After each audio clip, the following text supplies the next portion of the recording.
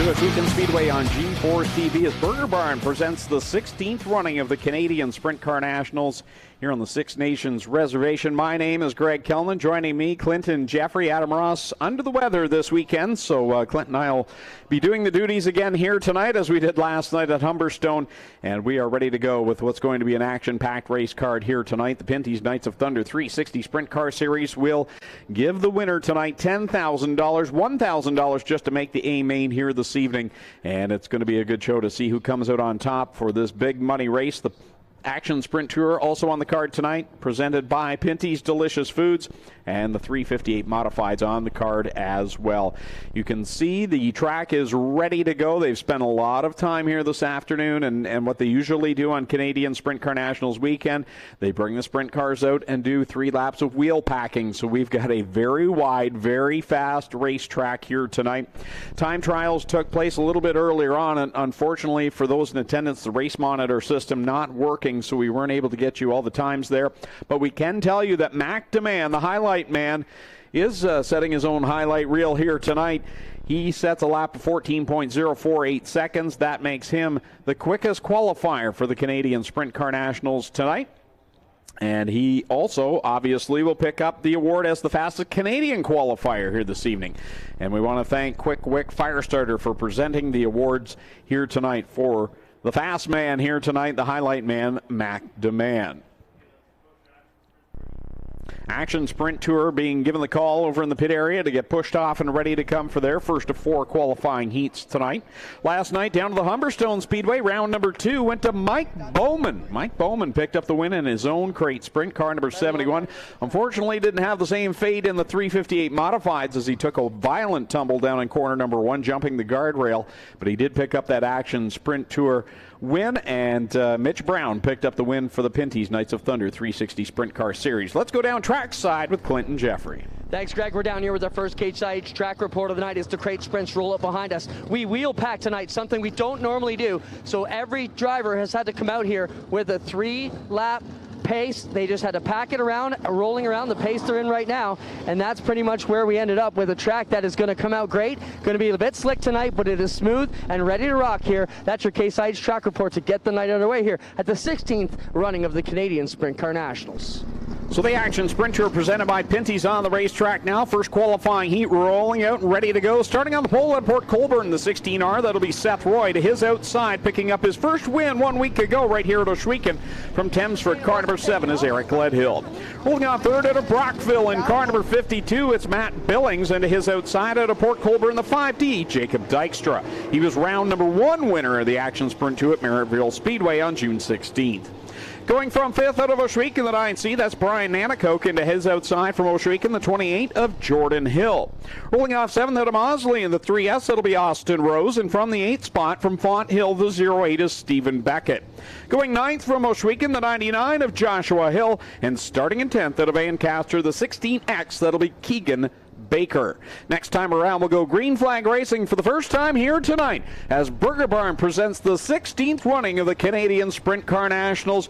Here we go. 8 laps the distance. Top 5 will qualify into tonight's A main event. We'll bring it back down here through 3 and 4. As you mentioned, Seth Roy and last week's feature winner, Eric Gledhill, on the pounce, and away we go. Off to turn number 1 for the first time here in the Action Sprint Tour. Down they go, rumbling, bumbling down there in corner number 1, and the cars all come out clean. Here comes Eric Gledhill with a move down to the inside of Seth Roy. He'll grab the lead in corner number 3. Eric Gledhill with a smooth move, as does Billings on the bottom of the 52 as well. Rolling good, and now Roy going to battle with Dykstra here as they come up through 3 off the bottom of 2. Look at Dykstra roar to the outside. He's got that plain black wing on the far side when we see him on the back stretch as he took the rough ride at Humberstone last night. He's running in that second spot, challenging for the lead. Meanwhile, close call between Seth Roy and Matt Billings, who are going all out for the 3rd spot. Boy, Seth Roy just buffed up the left side of that 52. Good thing Billings was a veteran. He could have had a burp and a crash over that one, but he got it together. Gledhill's still looking strong out front as he tries to chase down a win here in the qualifier. Jacob Dykstra trying everything he can to get by Eric Gledhill, and right now Gledhill looks just smooth and steady, holding his line. He's out in front. He won last Friday night, and he's keeping the momentum going right now. Gledhill with a good start to his evening. Dykstra had trouble last week. Stretch. And now we got few of them together. Austin Rose with a broken front nose. Not sure what happened there, Greg. Wow, there was contact there between he and Josh Hill, and I thought Josh was going into the catch fence.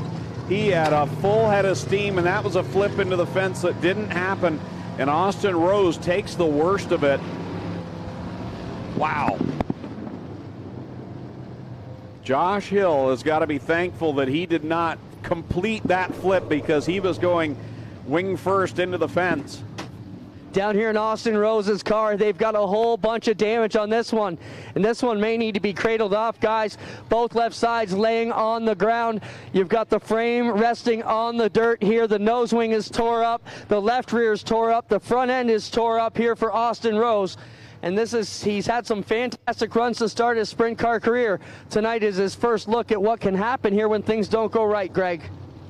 So from the look of it, I think Josh Hill hopped the left rear of Austin Rose and then came down across the nose of the 3S, and that's why we see all that damage on the left side. Just as they were about to cross the start-finish line, Clint's going to get a word with Austin. Austin, are you okay? That's the first question. Yeah, I'm all good. Feelings are hurt, though. I don't even really know what happened. I threw a slider there. It's 2 for 1. It stuck great. Crossover came up, and he just looks like he just drove right across me there. I don't really know. I haven't seen a replay, so. Those reports on maybe catching your left rear. You had a very brief second to get this done. I know Nathan Ackland Racing's got a lot of crew guys, a lot of parts. Do you think you can get this one back together, Austin? Oh, we're gonna try. We got to assess it a little bit more. It's a lot of crunched up stuff. We'll see what happens with it, but hopefully we can get out for the B. There you have it. Austin Rose already looking for the last chance qualifier, guys. He will start tailing that unless someone else has worse luck than him. So we're going to get another zoomed in look at it. It's a little grainy as it's from the wall cam. And yeah, Josh Hill just tags the left rear of Austin Rose's car and then drives up over the left front. And thankfully Josh was able to continue on and didn't get involved in that. But obviously Nathan Ackland Racing will be busy as 37 crates are here tonight for 24 starting spots in the A main. So it's going to be a lot of work just to get to the B tonight. So crew down here trying to get this one hitched up. It's going to be a bit of a rear side cradle for the 3S of Austin Rose. And they will just pick that one up on the back of the Stinger, and away we go. Greg, want to mention Josh Hill. Josh Hill, Brandon Stiers, and Matt Hill have put together a package. Greg, we were going to do it tonight, but I think we need to do it next week and give it its proper due. They put together a ton of lacrosse sticks and balls they want to give out to newcomers to the sport next week. So if you've never played lacrosse, make sure you come out next week. They've got some gorgeous sticks and a ball to try and spread the love of lacrosse across our racing family. So I want to thank Brandon Stiers, Matt, and Josh Hill for putting this program together. And you know, they've got 30 sticks to give away to kids. I think we're going to try and bump that up and double that with some of the other teams and make it happen. I think it's a great initiative, Greg, to spread the national sport across a little bit more. Absolutely. Exciting sport to watch, and a great thing they're doing. So coming out next Friday night, heads up on that one. and we're going to try and get a report with Josh, maybe show off some of the sticks. But yeah, they've done a great job here, and a great initiative here on Reconciliation Day that these guys are trying to figure it out and bring more people to great sport of lacrosse. If you've never checked it out, it's about as wild as a sprint car race. And that's a good analogy, actually, when you think about it. All right, here we go. Single file past the restart cone. With Eric Gledhill leading over Jacob Dykstra and Matt Billings.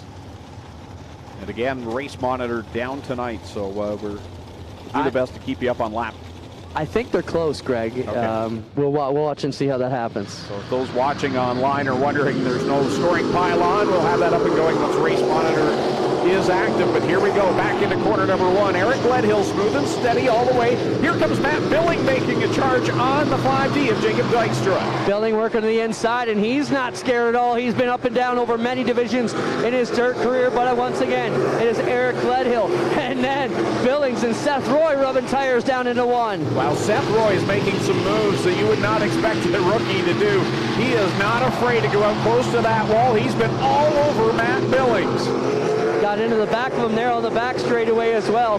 We'll watch the leader though as Gledhill slips up a bit. That gives Dykstra a bit of a line, but he'll slip up a bit and fade back as well. This time by, we're going to see the white flag for Eric Gledhill in the Oakwood Transport number 7. Across the line he goes with Jacob Dykstra in second. Then you've got Seth Roy and Matt Billings. Josh Hill, the top 5. 2 at it for the lead, 2 at it for second, but it's going to be Gledhill through 3 and 4 off the backside. Hanaco goes around in corner number 2 and will stay to the checkered flag. So Eric Gledhill will pick up the win. Jacob Dykstra second, third will be Seth Roy, fourth Matt Billings, fifth Josh Hill, sixth will be Jordan Hill, seventh will be Stephen Beckett, eighth Keegan Baker, and the final spot will go to Brian Nanakoke. And of course Austin Rose will claim the 10th spot with the DNF. So Brian Nanakoke had a good run last night, won the heat race, spins up in corner number 2. And boy, I hope that's not a start of things to come, because corner 2 last night at Ohsweken Speedway was like there was an ice patch there. It seemed everybody had their issues, even those that won races at some point blew off the banking in corner number 2 at Humberstone last night. And tonight, Brian Nanakoke will continue that down here in Ohsweken Speedway, corner number 2.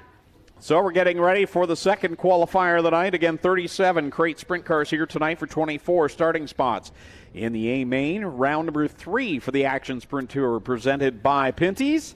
Round number 1 went to Jacob Dykstra on June 16th down at Merrittville Speedway. And then last night, Mike Bowman picked up his first career crate sprint car win at Humberstone. So we'll see who gets the third win of the season here tonight.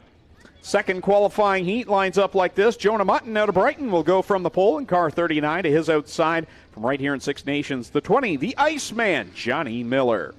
Going from third out of Kitchener in car number 2, that's Travis Hofstetter to his outside. 2 wins already this season here at Ohsweken. From Freelton, the 12DD, Darren Dryden. Going from 5th out of St. Thomas, car number 4, that'll be Jesse Costin. From the 6th spot from Ancaster, the 26X, that's Terry Baker. Starting in 7th out of Ohsweken, the 77E is Ashton Van Everen. Starting in 8th from Brantford, the 49L, Lucas Smith. And then rolling off in the 9th spot from Brantford, the 88 of Lance Erskine. So another 8 laps, 5 more cars to transfer.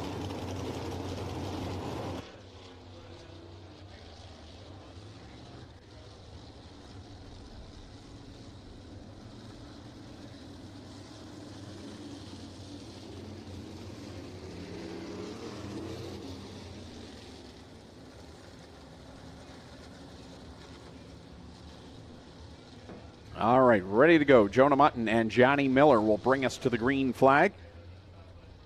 8 laps. Top 5 move on. It's going to be a busy B main here tonight to get those final 4 qualifying spots.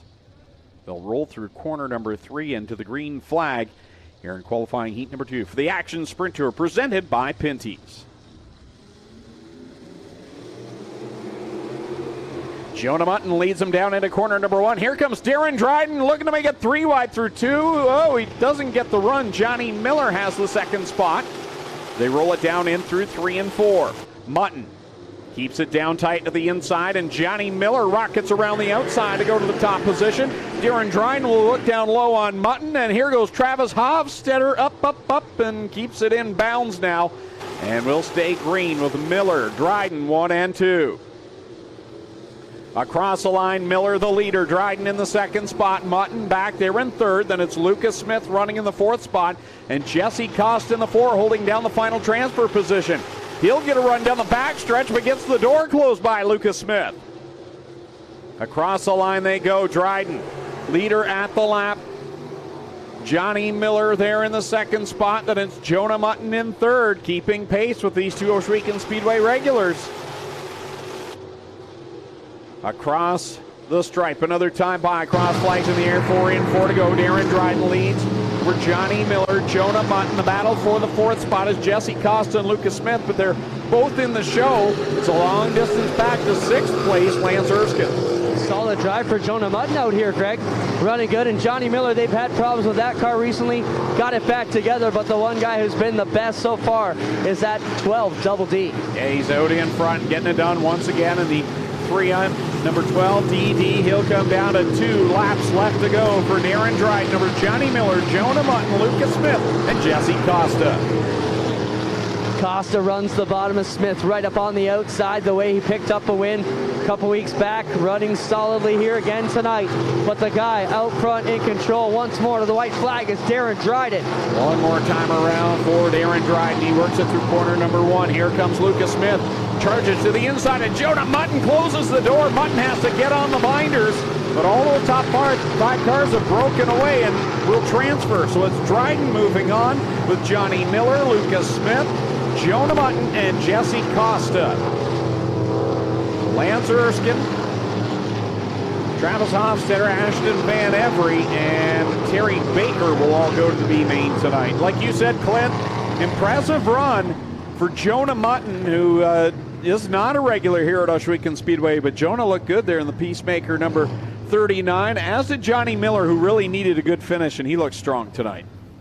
Yeah, Johnny Miller's had some engine troubles. They got it going and looking fairly good here tonight.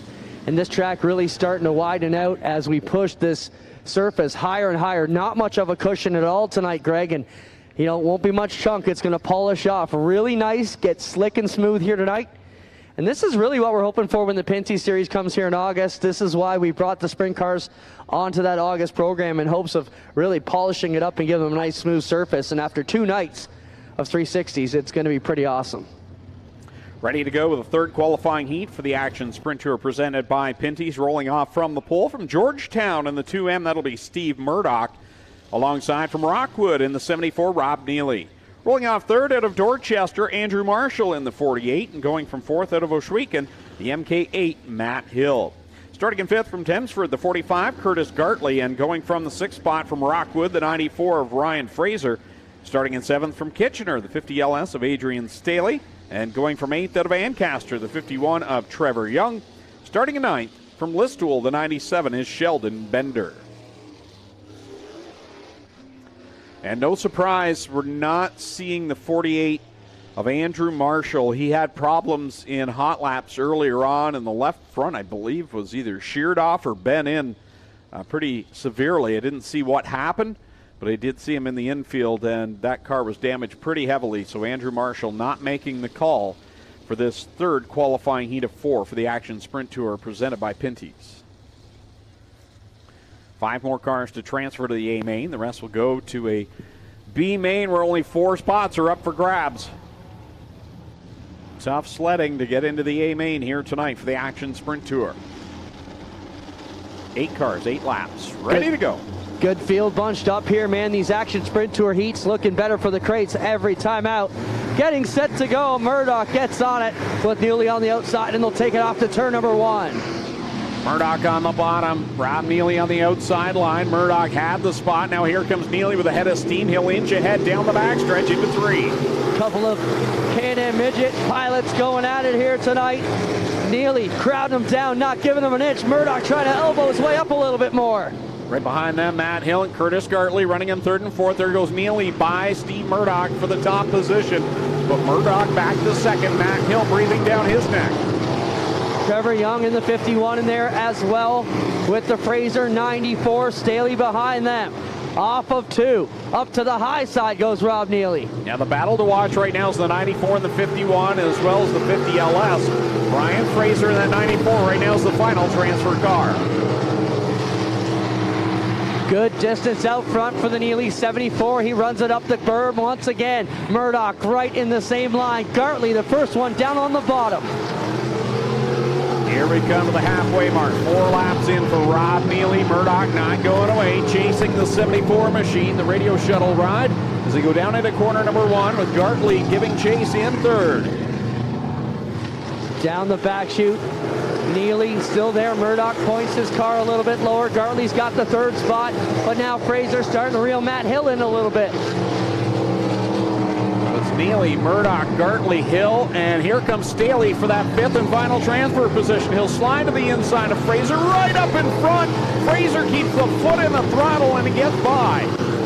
Staley trying to get down to this time. Fraser closes the door as they both try and inch underneath Matt Hill. Rob Neely working down the backstretch. This time by, he'll see the white flag here in this 3rd qualifying heat over Rob Neely. Rob Neely over Steve Murdoch, rather, over Curtis Gartley in 3rd. In the battle right now, 4th, 5th, and 6th. It's Fraser, Hill, and Staley. 97 with troubles on the back chute as the leaders come by, gathers it up as they bring it off at turn number 4. Checkers in the air for Rob Neely, Murdoch, and Gartley. Who's going to get 4th and 5th? At the line, it's going to be Matt Hill with 4th, 5th to Fraser, and Adrian Staley will finish 6th. Trevor Young 7th and 8th for Bender. For Staley, he had a chance there on that last lap, but had problems in corner 2 and lost the 4th and 5th place runners, and that nullified his chances of getting into the A main through the heat. Continue racing through the qualifying races here. 360s will be coming up after the crates. And what important races those are going to be. 10-lap qualifiers here as they try and go for the $10,000 cash purse here tonight for the winner's share. The other thing we want to mention, $1,000 just to qualify. A regular night pays $1,500 here to win, so quite an increase over your regular income. 4th and final qualifying heat rolling out onto the racetrack for the Action Sprint Tour presented by Pinty's. Going from the pole from London in the 7W, that'll be Caleb Wood. To his outside from Ohsweken, the 77T, Tyler Paulus. Starting in 3rd, he had the, I believe he's runner-up last night at Humberstone behind Mike Bowman. Driver out of Pierreville, Quebec, in the 19, Matthew Bardier. He is the current Brockville, Ontario Speedway point leader. Starting to his outside in the 4th spot from Port Perry, the 4B, Darrell Peltier. Going from 5th out of Waterloo, the 19D is Alan Downey. And going from 6th out of Stony Creek, the 24A, that is A.J. Lewis. Starting in 7th out of Wayne Fleet, the BS 39, Brett Stratford. And rolling off to his outside from Woodstock, the 29W, Tyler Ward. And in that final starting spot from St. George, the 69K, that'll be Chris Relf. 9 cars, 8 laps, 5 more to the A main. Everyone else will go to the B. Dirt Car 358 Modified scheduled next, and then we'll go right into the qualifying heats for the 360s. All right, field assembled, we're ready to go. Doug Leonard giving them the instructions once again. Nice, tight, square, and even is what Doug tells them every time off of turn number 4, getting ready to go. Here we go, Caleb Wood.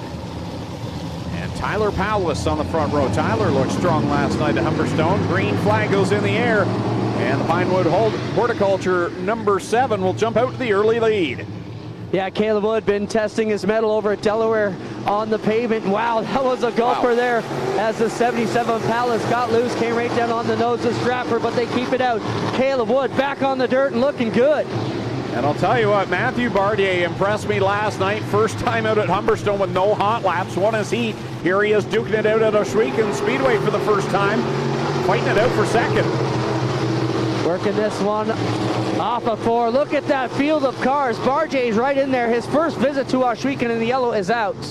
Yeah, Tyler Paulus comes to a stop up in corner number 2. He looped it around. I thought he was going to keep it going, but then comes to a stop there in the Riverside Bait and Tackle 77T, and there you can see him pounding on the steering wheel out of frustration.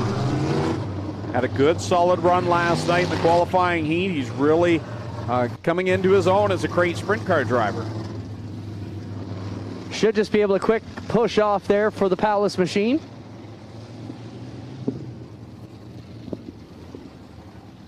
We'll see if they can get him just pushed off and rolling here. But how about Matthew Barjay, Clint? I mean, last night we go to Humberstone, no hot laps. Comes out in the heat, first time he'd ever raced the place, probably even seen the place. He wins it, and here he is at Ohsweken, same situation. He had some hot laps, but he's already leading this one. Quick young pilot out there, brought in a full transport truck rig, so they're no low budget team. You can imagine they came loaded for bear. And we'll see what happens with the Palace car. We were going to head up there, but I thought it would push him off already. But here we go. He gets the juniors bait and tackle machine rolling again. 2 laps in, 6 to go, says Doug, as we still try and figure out what's up with the scoreboard.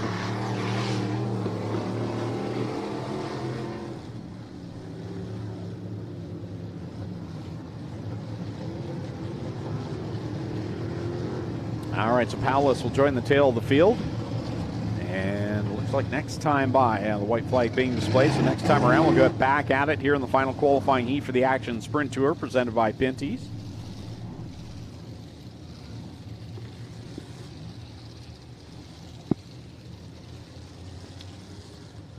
So Barjay, working on his English a bit. We got a bit of an interview with him last night. Hey, that was quality. Sometimes when you're interviewing Quebec drivers, it's a little nerve-wracking as the announcer because you don't know how much you're going to get. He did a good job. I find myself, I start speaking half French accent to try, like that's going to help him pick up what I'm trying to communicate, right? Green flag is out, we're underway. Problems back here for the 69K. That's slow, does not get going, and Palace going to have to wait till they get by the cone to get by. That's just the Proctor sprint car racing. How about Stratford and Pelche right up to the back fence? Yeah, they're all fighting right now for that final transfer spot, as is A.J. Lewis as he looks to the inside of Pelche. Pelche in the 4B has that 5th and final transfer position. Here comes A.J. Lewis, and he'll slip by into the spot. Lewis works up underneath the Pelche machine. Caleb Wood still holding good third, but it's Barjay with the lead over Alan Downey. Wood, Stratford up to 4th. Stratford looks to the inside of Caleb Wood now, working on that 3rd position, but A.J. Lewis will slip to the inside of the BS39, put himself into the 4th position now as they roll through corner number 4, and Alan Downey beginning to put the pressure on the other 19 in the field. Downey working on the bottom side. He'll grab that lead away as they come into 3. This is Osho the quick way around the Big O. Welcome to my track with 2 to go. Alan Downey, the university professor, takes the lead. Last night, Alan Downey started fairly deep, I believe, in the A main, and he was really clicking towards the front, but ran out of time in that 19D. And he does the same here today. Waits until the latter laps as the yellow flag comes out for Brett Stratford. But Downey puts on a show late in the laps. That seems to be his moniker right now for Alan Downey. Brett Stratford sits sideways in corner 2. There we see him there. BS39. Did not see him go around. See if we can catch a replay or not on that one. Nope, we will not. So we will just speculate. He stopped going forward.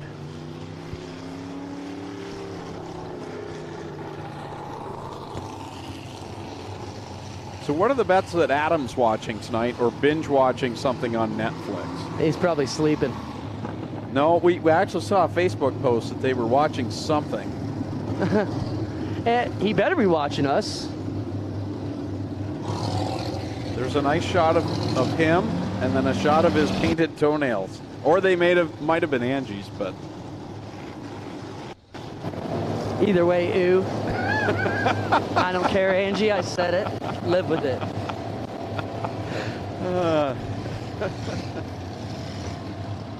You know her a lot better than I do, so.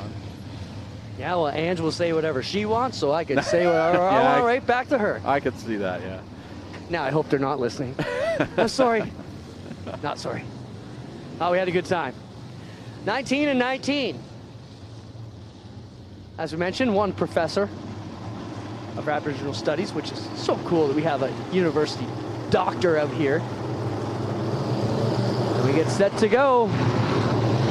Green is back on it, and it'll be Downey, Barjay, Wood, and AJ Lewis with Pelche hanging in there with Tyler Ward. Here we go. And Pelche trying to hold on to that final transfer position. Downey has the lead. AJ Lewis has been steadily moving towards the front as well.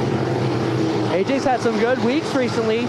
Looking good out here right now. White flag is out. We've got Downey, Barjay, Lewis, Wood, top 4. Wow, they're buzzing around Pelche for that final spot. Powless and Stratford as they come to the checkered flag. Downey will take the win at the line. Barjay second, third is Lewis, Wood, and then Powless grabs away the 5th spot. Wow, going to be a stack B main here tonight. Checkers out. Yeah, Pelche, Stratford, Ward. Ralph will go to the B main. Good job by Tyler Powless, who had that problem early in the qualifying heat. Stopped up in corner number 2, but rallies back to transfer into the A main. 358 modifieds lined up over on the warm-up track, ready to come out onto the racing surface. 1 qualifying heat tonight. 9 cars in total, and Clint, I'm not surprised. Obviously, we'd hoped for a bigger car count, but last night, that was a rough night at Humberstone. It was a rough night. A lot of carnage. As you mentioned, we missed Mike Bowman. He grabbed the feature win in the crate sprints in his 5th race out. Said he was kind of bummed out because he flipped his modified, destroyed that, got some concussion issues, and he's staying at home resting. So we want to send a shout out to Mike Bowman here tonight. And it's kind of ironic. His family didn't want him sprint cars because they thought he'd flip and get hurt. And then the modified did him in after he won in the crate. So that was a wild ride. He said he lost the steering and just caught that where the wall starts and ramps up over the outside. So I want to thank all the teams that did come out here to race with us here tonight. I know a lot of them are excited to be back, and great to have the modifieds here, Greg. Race monitor is up and going, so. Yeah, I just want to mention that to anybody in the pits, race monitor has been corrected. It is up and running. They're still working on the scoreboard issues. So we're close. All right, line up here for the small block modifieds. Danny O'Brien out of Kingston. He'll go from the pole in the 3RS to his outside. Jay Mallory in the 0S. Gary Lindbergh goes from 3rd from St. Catharines in the 37S. Glenn Stiers in the 0 car. Right here in Ohsweken, he'll start 4th. Tyler Willard in the 33 will roll off from the 5th position. And then from Wayne Fleet in car number 72, Tanner Podwinski starts in 6th. In the 7th spot from Fort Erie, the 18R is Brad Rouse. And going from 8th, last night's winner from Port Colborne in car number 12, Heavy Chevy, Chad Chevalier. And going from the 9th spot from Welland in the 2 Cool machine, that's Derek Van Mill. Doug Leonard just told the drivers, hey, we thank you all for coming out light field. We will still pay the full purse. We're going to cut it back to 20 laps here for the 358 modified race here tonight. And they will all qualify. Top 6 will redraw here, Greg, on the modified qualifier. We've got some heavy hitters in the field here tonight as we go to the green flag. Jay Mallory on the outside of the pocket rocket. Danny O'Brien in that Transport Sales and Service 3RS. Glenn Stiers trying to work to the outside in the 0 car, but here comes Gary Lindbergh, the other powerhouse team here from Ontario, trying to drive in on the 0. Glenn holding tight on the top side. Now that's actually Jay Mallory in the 0S. Okay, Glenn yes. didn't make the call actually for this. I believe he's in one of the first heats and wanted to make sure he got that straight. Lovey said, no mess with the mod tonight, but I'm sure we'll see him in the feature later on this evening as Mallory runs in position number 3, but it's all Danny O'Brien up front. Yeah, I just had a look. Glenn will start 7th in heat race number 1, which is right up after this. So Glenn will be in the feature tonight, I'm sure. Danny O'Brien, solid run here for the Slack team as they bring it off of turn number 4. Lindbergh holds on to 2nd. Mallory, position number 3. Last night's feature winner, Chad Chevalier, doing battle with Brad Rouse in the 18. So a correction from the night when the 358s were here on June the 10th. I said Danny O'Brien had been here before. Before that night, he had never been here before, and the motor didn't work, so he didn't get to turn many laps at all in that 3RS. So tonight, first competitive laps, and he's out in front. Looking really good by a big lead out front of the Lindbergh 37S. Chevalier in the 12, up to 3rd as Mallory parks it back a couple more spots.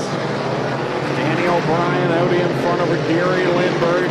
Last night's winner, Chad Chevalier, running 3rd. Brad Rouse got a 3/4 of a lap in the feature last night. He was caught up in that accident. He's running in the 4th position, and 2 to go. all strung out here right now, except the battle at the back. Tyler Willard and Jay Mallory as they bring it through. Down the back chute they go. The 3 of O'Brien with the advantage, coming back to the white flag. Final time around for the driver to Kingston, Ontario. He'll cross the line as your leader over Lindbergh and Chevalier. And that Rick's delivery, number 12, closing the gap on Gary Lindbergh for second. Slowly moving up some ground. Going to need a few more to get it done, but not going to have them on the card as checkers will fall. This one will end. Danny O'Brien with the lead and feature win here over Gary Lindbergh. Chad Chevalier. Rouse will come across in 4th. Todd Gordon 5th. Will make the redraw as Tyler Willard. And behind them will be Mallory, Van Mill, Podwinski. There's your feature winner, Danny O'Brien out of Kingston, Ontario, in the Transport Sales and Service 3RS. So that will conclude qualifying for the small blocks. They'll come back a little bit later on. And for those here in attendance and maybe couldn't hear, Glenn Stires was scheduled to be in that race, but he will be here for the feature as he is lining up in the first qualifying heat for the 360 sprint cars. So he didn't want to miss his starting spot there in these critical qualifying heats coming up next to qualify for the A main in tonight's 16th running of the Burger Barn Canadian Sprint Car Nationals. You see the cars coming to life over there on the warm-up track. First qualifying heat, 10 laps will be the distance. 8 cars in total here tonight, in this first qualifying heat, that is.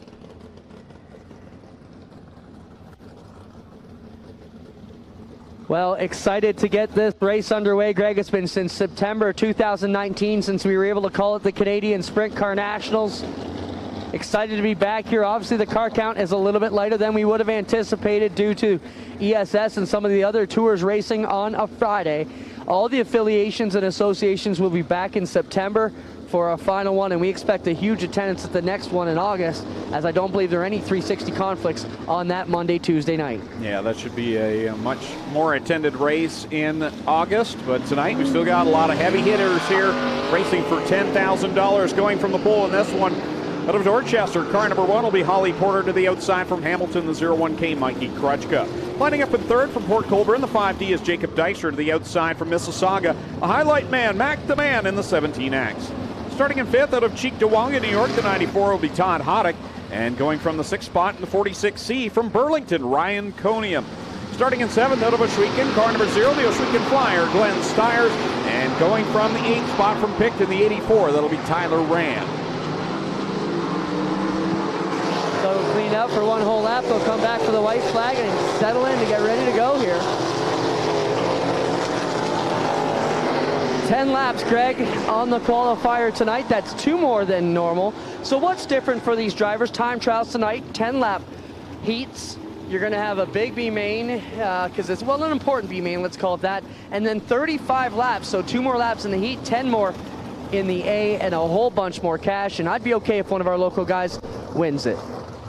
Well, the intensity in the qualifying heats at a regular Canadian Sprint Car Nationals is insane. I think with so many of the locals knowing that they have a chance, a legitimate chance at 10 grand here tonight. Not that they don't normally, but they have a better chance, I think, tonight. I think the intensity is going to be just as high as we'd normally see in these qualifying heats. Yeah, so at the back of the field here, the 0 and the 84 got swapped up. They were the wrong rows. It's important that every driver's in the perfect spot. So Doug did go yellow there because the 84 and the 0 Stires and Rand were messed up, so they got them straightened out, getting ready to go this time. 10 laps. Top 6 go to the A main, the rest go to the B main. Holly Porter, Mikey Krutchka will bring us to the green flag. The first heat is underway here in the 16th running of the Canadian Sprint Car Nationals. Holly Porter to the inside, Krutchka to the outside, Mac Demand trying to go up around both of them on the outside, and that one ain't going to work. Now Demand trying to go through the middle. That's Holly Porter, and Krutchka gets out of shape, and Mac Demand's on fire. He'll edge Holly Porter down to the bottom of 1. Wow, he was weaving all over the place trying to find a line, and he made one work. What a first lap for the highlight man, Mac Demand. That's why we gave him that moniker. Working off the bottom seems to be a good bit of fight right now as he will roll to the top though in that 17 right up over the berm. Wow. McDeman leads over Mikey Krutchka, Holly Porter. Then it's Ryan Conium back in fourth. Jacob Dykstra running fifth, and Tyler Rand make that Todd Hoddick back there in the final transfer spot. Tyler Rand, Glenn Stiers right now on the outside looking in. Dykstra with a big move up around Conium and Porter. Dolly puts it in the backstretch wall. He'll gather it back up and try and bring it straight off of 4. McDeman, boy, last night and tonight he's running with some extra tenacity. He just looks it on the track. You can tell how hard he is digging in that 17X. Well, if we had a cushion on the top, he just buffed it right off every lap, right around the top. Working through this one, we are 5 in, 5 to go for Demand, Krutchka, Porter, and Dykstra. Dykstra looking strong. He's up to the third spot in the Juniors Riverside Bait and Tackle 5D. As he's in the third position, rolling into 3 with Holly Porter behind him. Demand with a big lead. The battle is for third here on the track. Holly Porter trying to find a way to grip back to the back door here of the Dykstra 5D. Can't do it. Dykstra trying to reel in the Krutchka 01. 3 laps left to go for McDeman over Mikey Krutchka and Jacob Dykstra. Porter rolling through the straightaway there in the fourth spot with Ryan Conium right behind her, and Todd Hoddick holding down that final transfer spot. 2 to go for McDeman as he brings it off turn 4 with a big lead out front. Best battle. Dykstra is starting to reel in the 01 of Mikey Krutchka. Dykstra's right there on that tail tank. A rough night last night for Jacob, but he's right there challenging for the runner-up spot as the white flag comes out for the highlight man. Everybody clean and green still with 1 more to go. Dykstra trying to throw a big slider here on the 01. Can't make it work though. Krutchka will drive away to Man, but he is really pulling away. Nearly gets over the Berman 4. Gets it back together and off of turn 4. It's going to be back to Man with the win. Krutchka second, Dykstra third, Holly Porter fourth, then Conium, Hoddick, Rand, and Stiers.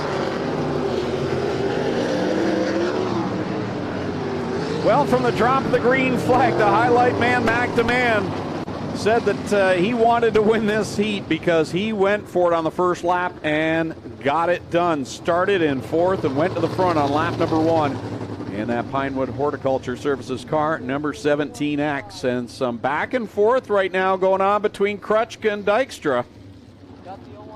They are not happy with one another. Dykstra still hitting the tail tank bar there on Krutchka. Doug Leonard saying it's over there. Let it go. And after the green, after the checker there, a bit of slide job action, I guess. 2 of the probably most aggressive guys to the pit area, Mikey and Jacob, as qualifying 2 coming out now. Yeah, that was just heat race number 1. Let's see what heat race number 2 will bring. Starting on the pole for this one from Tilsonburg in car number 13, it's Corey Turner from the outside. Driver from Beamsville in the 88H, it'll be Josh Hansen. Starting in third from Grimsby, car number 90, Travis Cunningham. And rolling off fourth out of Mount Bridges, the 45, Nick Sheridan. Going from fifth, last night's winner down at Humberstone from Brantford, it's downtown Mitch Brown in car number 10. Starting in sixth, out of Fenwick, the 14H, the Red Rocket, Jim Hoopinen. Going from 7th from Niagara Falls in car 70, Bailey Hurd. And his outside, the 70MM, that is Dave McKnight Jr. from Brampton.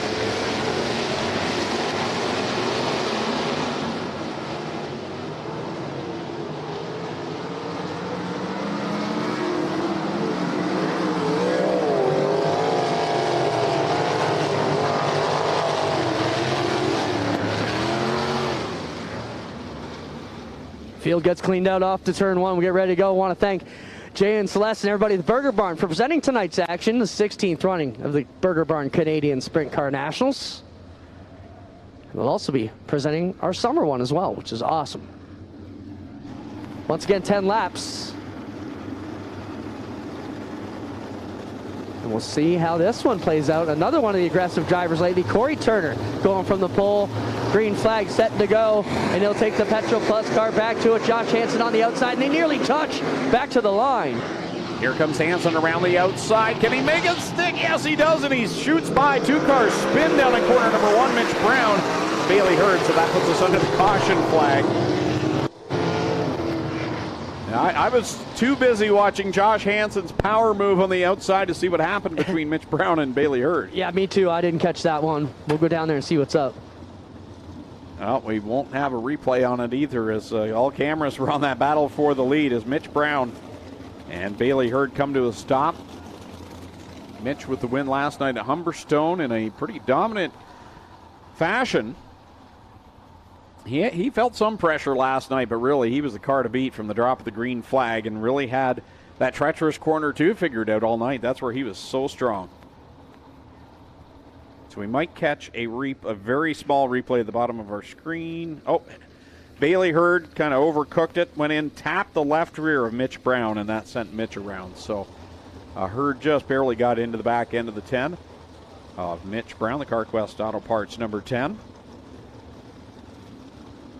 So both cars, I think, should be able to keep on going. Bailey didn't make that hard of contact. It was just enough to send the 10 car around.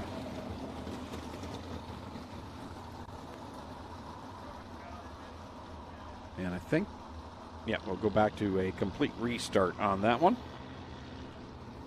Here in qualifying heat race number 2 of 4 here tonight.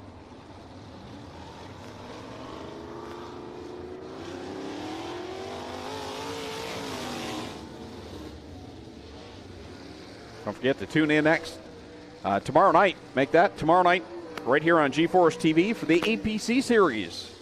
Delaware Speedway, just outside of London, Ontario.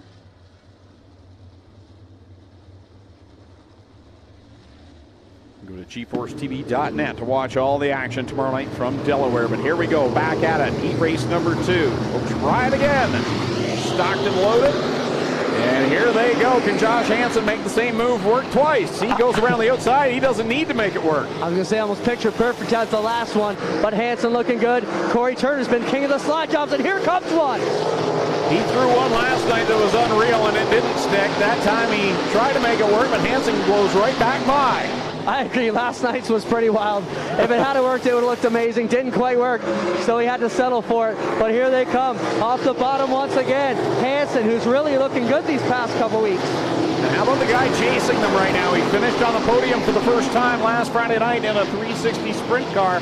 And here he is, Nick Sheridan, the 2019 crate champion, buzzing right behind these top 2.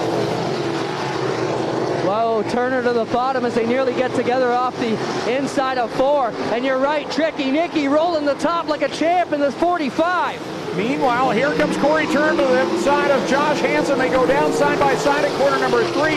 Nick Sheridan trying to pick which lane to run as Corey Turner slides right in front of him.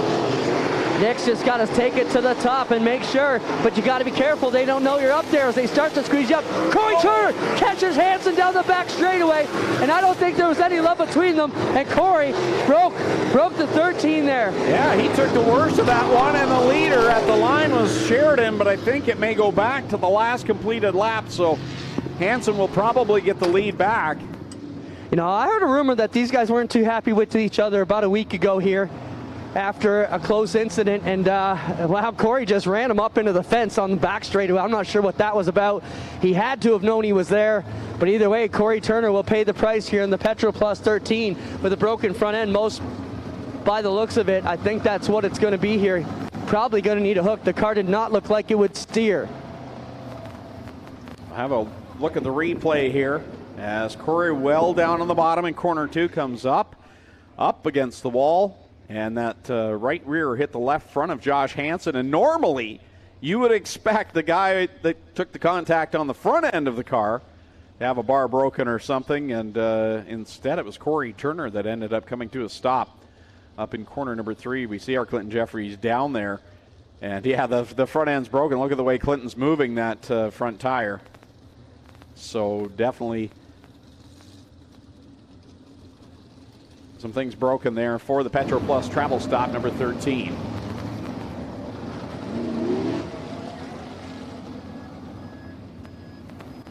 So the crew will get in there and hook up Corey Turner from the front end.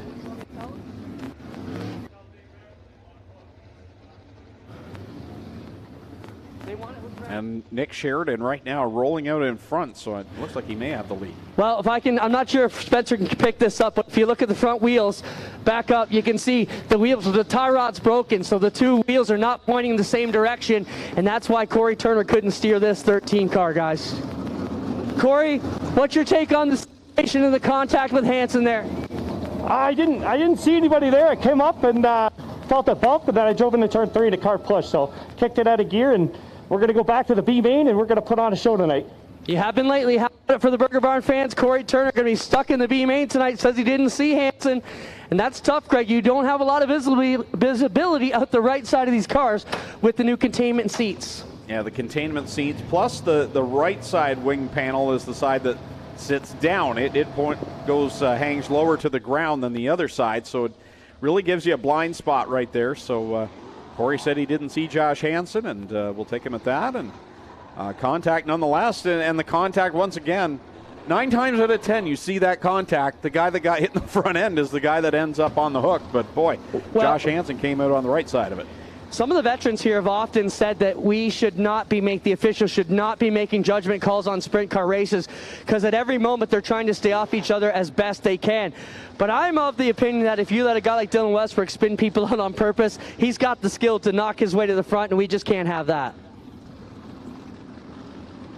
So there on that replay you could see where Nick Sheridan scooted by Josh Hansen and took the top spot. He was coming. I mean, he didn't just get handed this spot because he was coming on the top too as well. He was definitely right there with them as he will lead them back to the green flag. 2019 crate champion Nick Sheridan rolling good on the top side here. Two of the young guns going at it, and that's one thing John Brush was talking to last week. Oh my goodness, look at the future of this class. Sheridan will lead the lap with 4 laps, make that 5 laps left to go here in this second qualifying heat over Josh Hansen. Jim Hoopinen, Mitch Brown rolling the outside now, trying to get by Hoopinen. And right now, as it stands, 1 car will go to the B main for this qualifier. Off the backside of 3, Hoopinen on the inside, trying to put Brown back the spot, but Brown grabs it back. Sheridan down into corner number 3 as the leader. Brown and Hoopinen on screen right now, your 3rd and 4th place drivers. The 2 laps left to go for Tricky Nicky out in front of that Pride Seeds Vibrant Farms 45. Wow, right up on the outside, ringing that top side. Back to 3 they come. Rick Burt and the team are going to be pumped over there as the kid doing his job here in the cockpit. 1 more trip around for Nick Sheridan. He is set sail and gone from Josh Hansen. Didn't take him long to figure out these 360s. It's the same case when he started in the crates. Looking super good. Checkers down for Nick Sheridan. He will grab it. Josh Hansen will come in 2nd. Mitch Brown 3rd. Jim Hoopinen in 4th. 5th is Travis Cunningham. And Bailey Hurd in the last qualifying position. Dave McKnight Jr. will go to the B main tonight along with Corey Turner from this qualifier. And there's your winner out of Mount Bridges, the Vibrant Farms Pride Seeds Leach Performance Engines, number 45 of Nick Sheridan. So we're halfway through qualifying heats for the Pinty's Knights of Thunder 360 sprint cars. Here in the 16th running of the Canadian Sprint Car Nationals. 2 more qualifiers yet to come. Now we've still got a lot of heavy hitters to come here in these next couple of heats. It's going to be tough.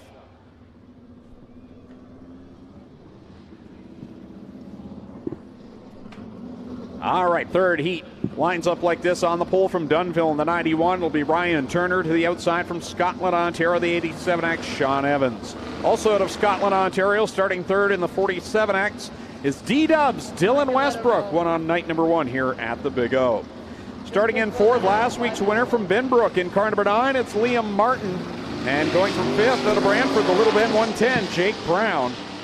Going from 6th out of Ohsweken, car number 15 is Hodge, Dan Nanakoke, and going from 7th out of St. Williams in car 21, it's John Burbridge Jr., and going from 8th out of Grand Prairie, Alberta, car 24, Ben Siliker. And some smoke again out of the Siliker machine as we see him coming up to speed here. Siliker is coming a long way from Calgary down that way to try and grasp it up. And yeah, normally smoke out of the left side I'm not worried about. That's a lot of smoke out of the back side of that car. see if Ben's able to continue on as the field takes shape and gets ready to go.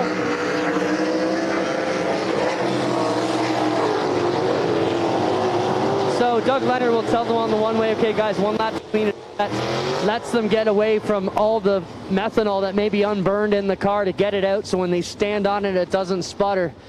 But I'm not liking the sputter of smoke out of that Silica 24. That's got me a little bit concerned, Greg, if I'm in the pits on that crew.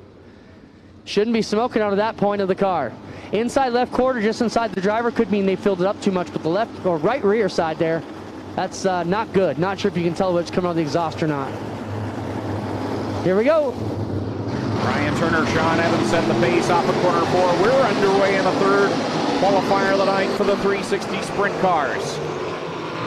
Turner on the bottom. Dylan Westbrook got woed up there, and he got overhauled by Liam Martin, who just pinched him up towards the backstretch wall. Oh, and Nanticoke will go around in 3. Keeps it going, keeps it going, keeps it going, and we keep going. Back to turn 1. Turner with the advantage out front of Sean Evans. And right now having all sorts of problems with D-Dubs. Dylan Westbrook, he slid back to the 5th position. Liam Martin shoots by him. Out in front, it's Ryan Turner. And the Kingpin Farms, number 91. Oh boy, yeah, D-Dubs, expect more from him, and he just plows it up through the bumps in 1. Drives it right up to the top in front of Liam Martin, but it's Ryan Turner down the back straightaway. Wow, Liam Martin, I think, caught the wall there up in corner number 2 and going down the back stretch. Had a bit of a rocky ride, and Dylan will pull away from him. And once again, Liam skims the wall here on the front stretch hard. Yellow is out here. Yellow is out for Nanticoke off the backside of turn number 3. That was a rough lap for last week's winner, Liam Martin. He scuffed the wall in the backstretch and then did the same here on the front straightaway in the Nitro 54 variety car number 9. So Dan Nanticoke backs it into the fence here gently. They'll be able to pull this one away here. Should just be able to push him up and get it going. Now, I'm going to correct myself. I don't think Liam did hit the backstretch wall. Just watching that replay, did a bit of a wheel stand, and that's what it made look like he hit the wall, but he may not have hit it, but he definitely hit it as he crossed the start-finish line here the next time by. So we see Dan Nanticoke in the Nitro 54 variety team car up there, Clint.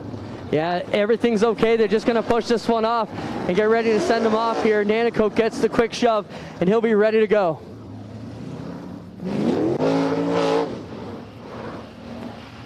Turner, Evans, and Brown right now the top 3. Westbrook, Martin, and Burbridge Jr., the transfer cars at this point. Here's the, good camera work by our whole crew. In fact, the perch there on corner number 2, I'm not sure who's working the camera there, but they caught Liam Martin. Andrew Lacasey. Andrew up there, excellent job on the camera. That was a wild ride for Liam Martin. Never hit the wall, but it was a wild ride. Yeah, we got Hawkins on the roof, Brian Geisbert down here, Jack on camera 6, having a good time. Here we go, back to green in the Canadian Sprint Car National qualifying races, and it's Ryan Turner trying to hold off Sean Evans.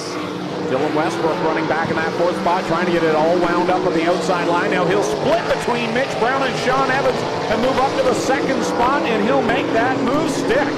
They'll drive back at him. Evans back on the bottom. Nanticoke with probs in 4 again. And the yellow will need to come out once more.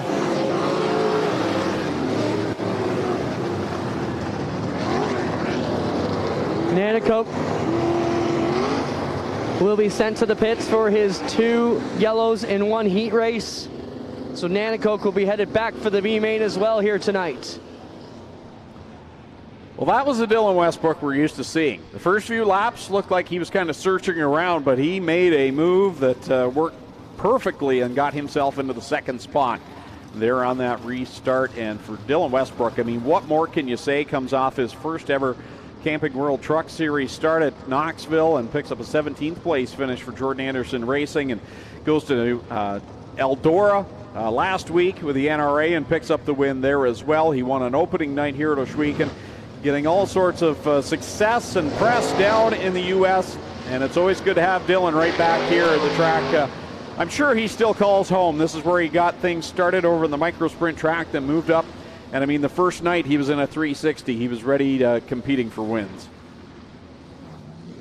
For sure. I mean, the talent level, we talked about it. Want to send a shout out to John Brush and his guests here tonight. John, we appreciate everything you've done over the years to help us get this sprint car deal where it is. And I know we were worried about how the crates were going to affect it, but man, we've got some young talent moving up in this class. And both classes are going to be hungry and strong for a long time, getting ready to go. Green flag once more. 6 laps left to go. We're back on it, and here comes Dylan Westbrook charging down low on Ryan Turner. Slides up in front. Turner will blow back by him down on the low side. And then a big wheel stand for D-Dubs. Here comes another one. Get ready. Not close enough to make it work.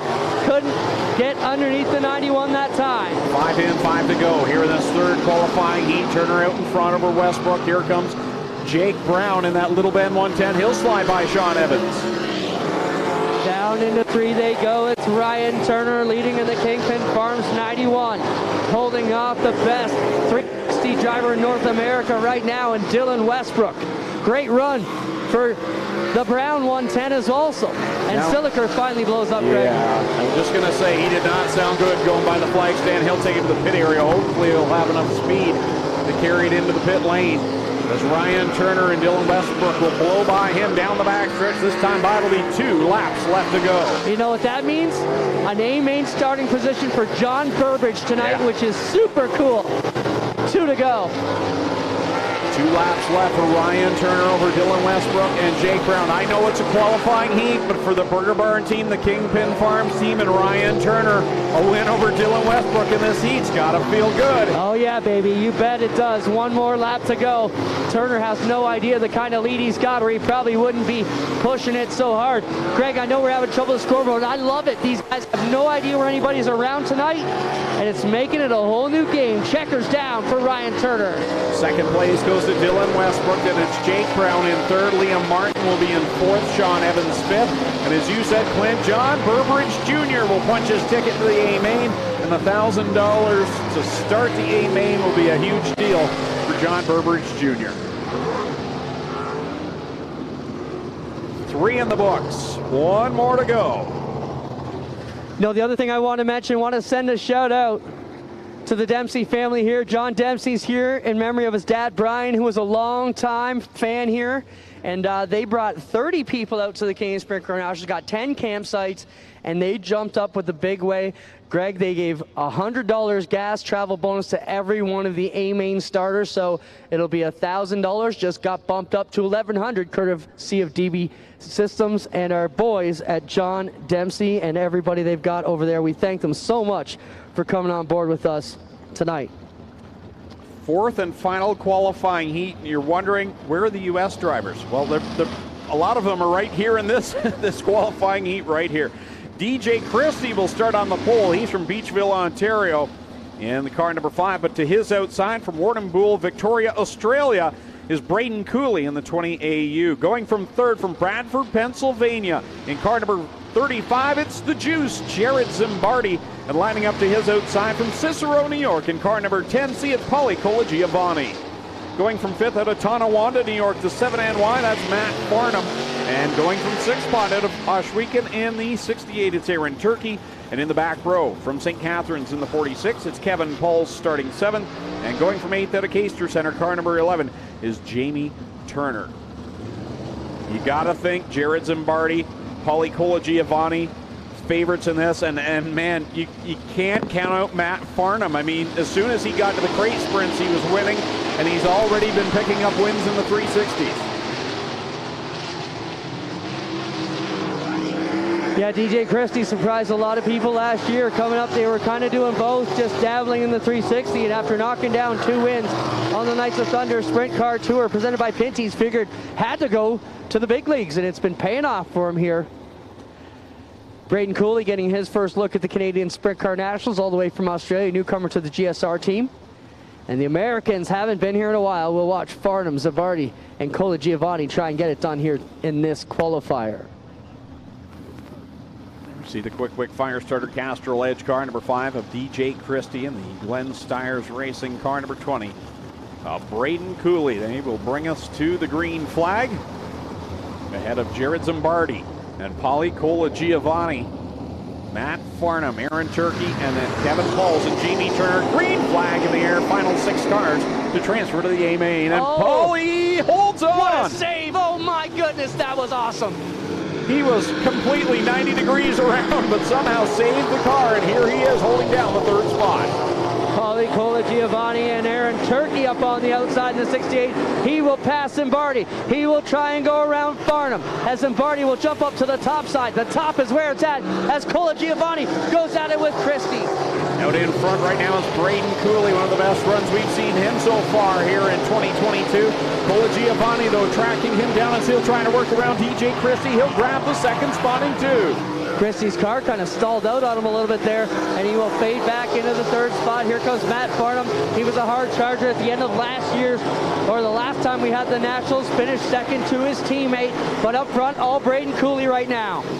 Here's the battle for the third spot. DJ Christie and Matt Farnham go at it down the backstretch. Christie has the spot. Farnham working the inside line.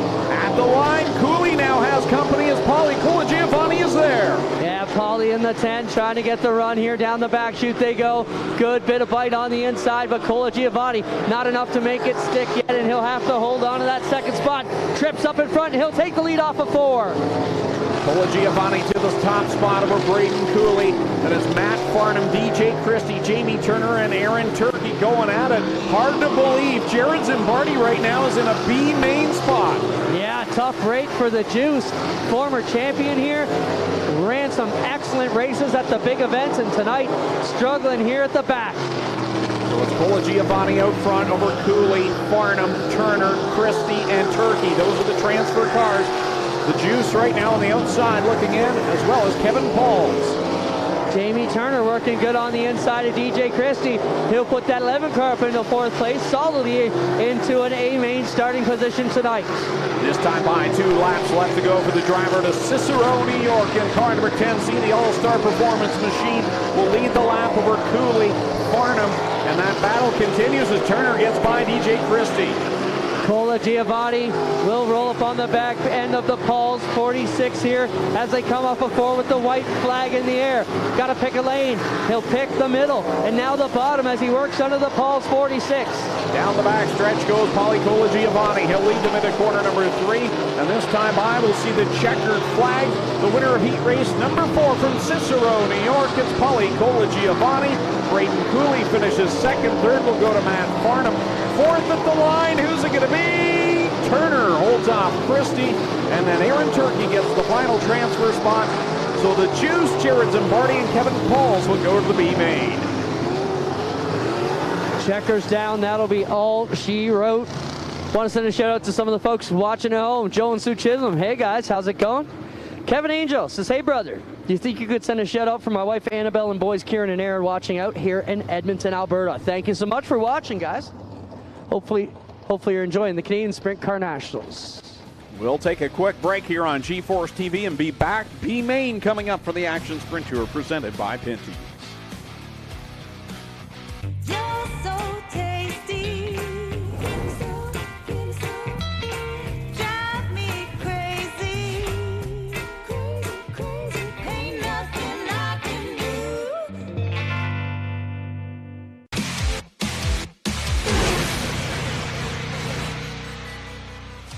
I've always had the spirit that I wanted to invent something new. And so when we got into clothing, I got immersed into it. And the only way that you would really understand how to build clothing is to become a pattern maker.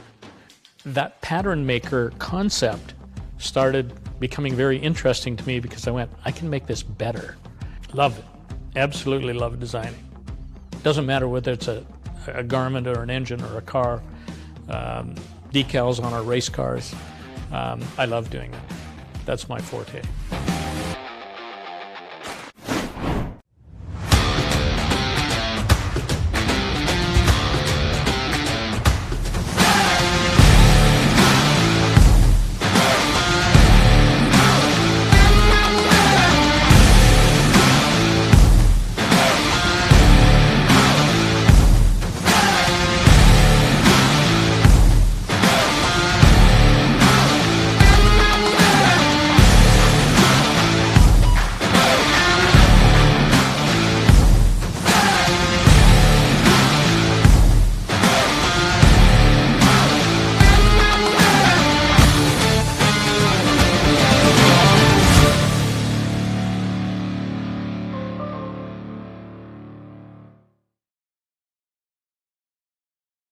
man discovered fire, but Quick perfected fire.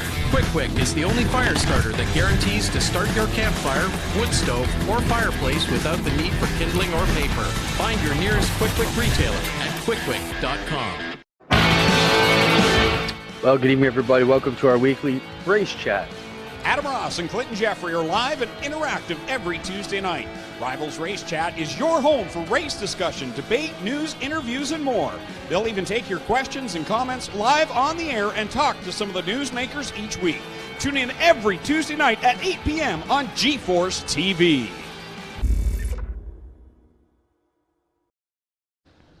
Back live at Ohsweken Speedway, the B main for the Action Sprint Tour presented by Pinty's. Lance Erskine, Jordan Hill will line up on the front row behind them. Row number 2 will be Adrian Staley and Stephen Beckett. Row 3 is where we find Trevor Young and Daryl Pelche. Brett Stratford and Travis Hofstetter make up row number 4. Back in row 5, Tyler Ward and Ashton Van Every. Row 6, Terry Baker and Brian Nanakoke. Row 7, Austin Rose, Andrew Marshall.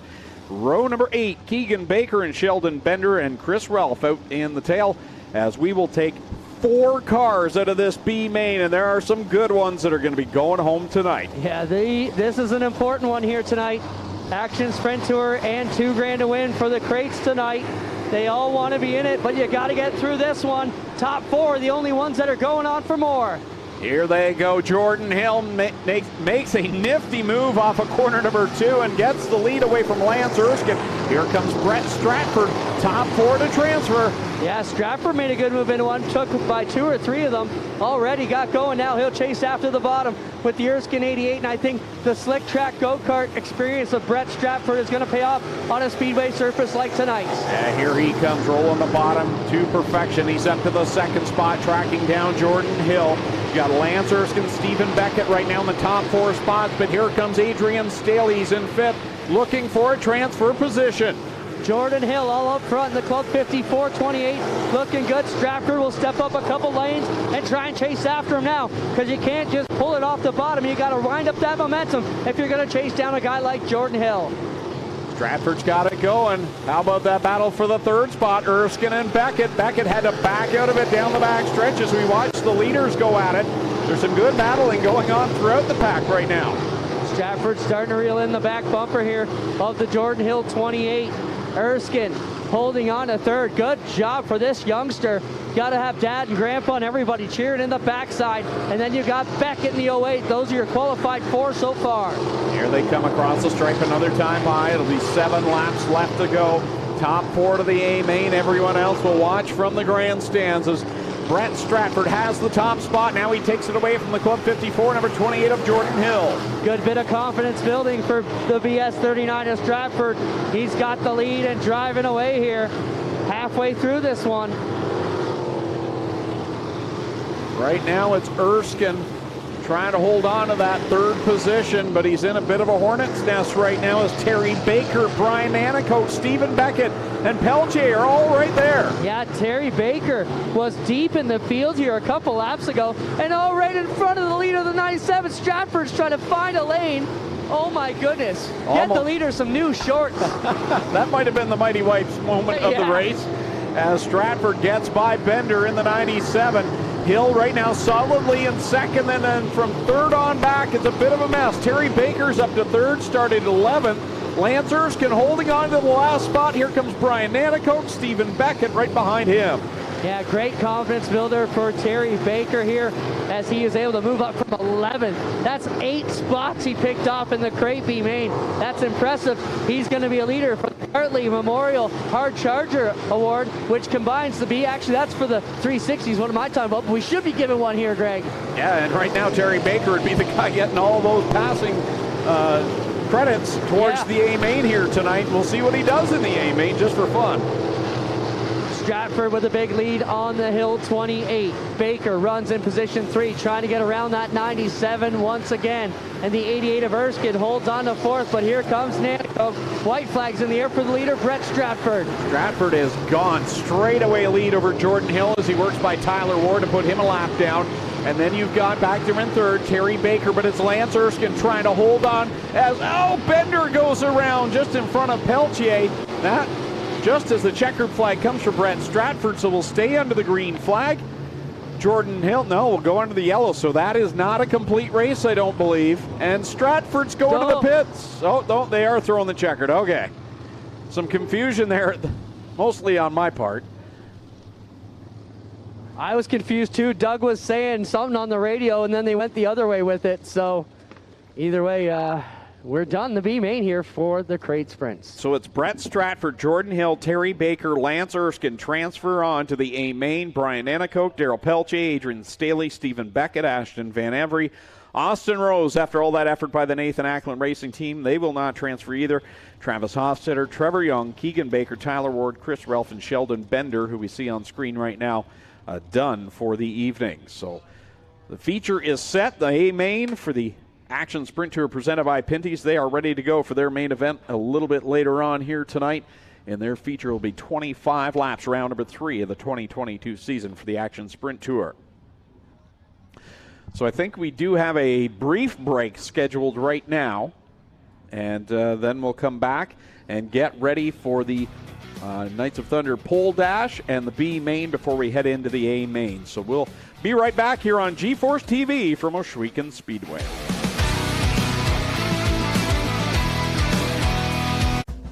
On the scene since 1949, Fast Eddie was born with a lead foot and a burning need for speed. His passion for speed and sport has been captured in this authentic collection of vintage-themed gear. Created for gearheads, riders, and racers, Fast Eddie truly encompasses the great Canadian racing culture we have from coast to coast. Drive hard, get dirty, and look good doing it. Fast Eddie Speedwear. Get geared up. You're so tasty, drive me crazy, ain't nothing I can do. Early man discovered fire, but Quick Quick perfected fire. Quick Quick is the only fire starter that guarantees to start your campfire, wood stove, or fireplace without the need for kindling or paper. Find your nearest Quick Quick retailer at quickquick.com. Well, good evening, everybody. Welcome to our weekly race chat. Adam Ross and Clinton Jeffrey are live and interactive every Tuesday night. Rivals Race Chat is your home for race discussion, debate, news, interviews, and more. They'll even take your questions and comments live on the air and talk to some of the newsmakers each week. Tune in every Tuesday night at 8 p.m. on G-Force TV. So who exactly is Fast Eddie? More than just a man, it's the mindset that runs through our blood like oil through an engine. Whether on the track or on the street, Fast Eddie is the spirit that drives us to go fast and keep going. Born in 1949 with no time to look in the rearview mirror. Every story is worth telling, and every piece of Fast Eddie apparel has its own. Celebrate our mindset. This is Fast Eddie. This is combustion culture. FastEddieSpeedwear.com.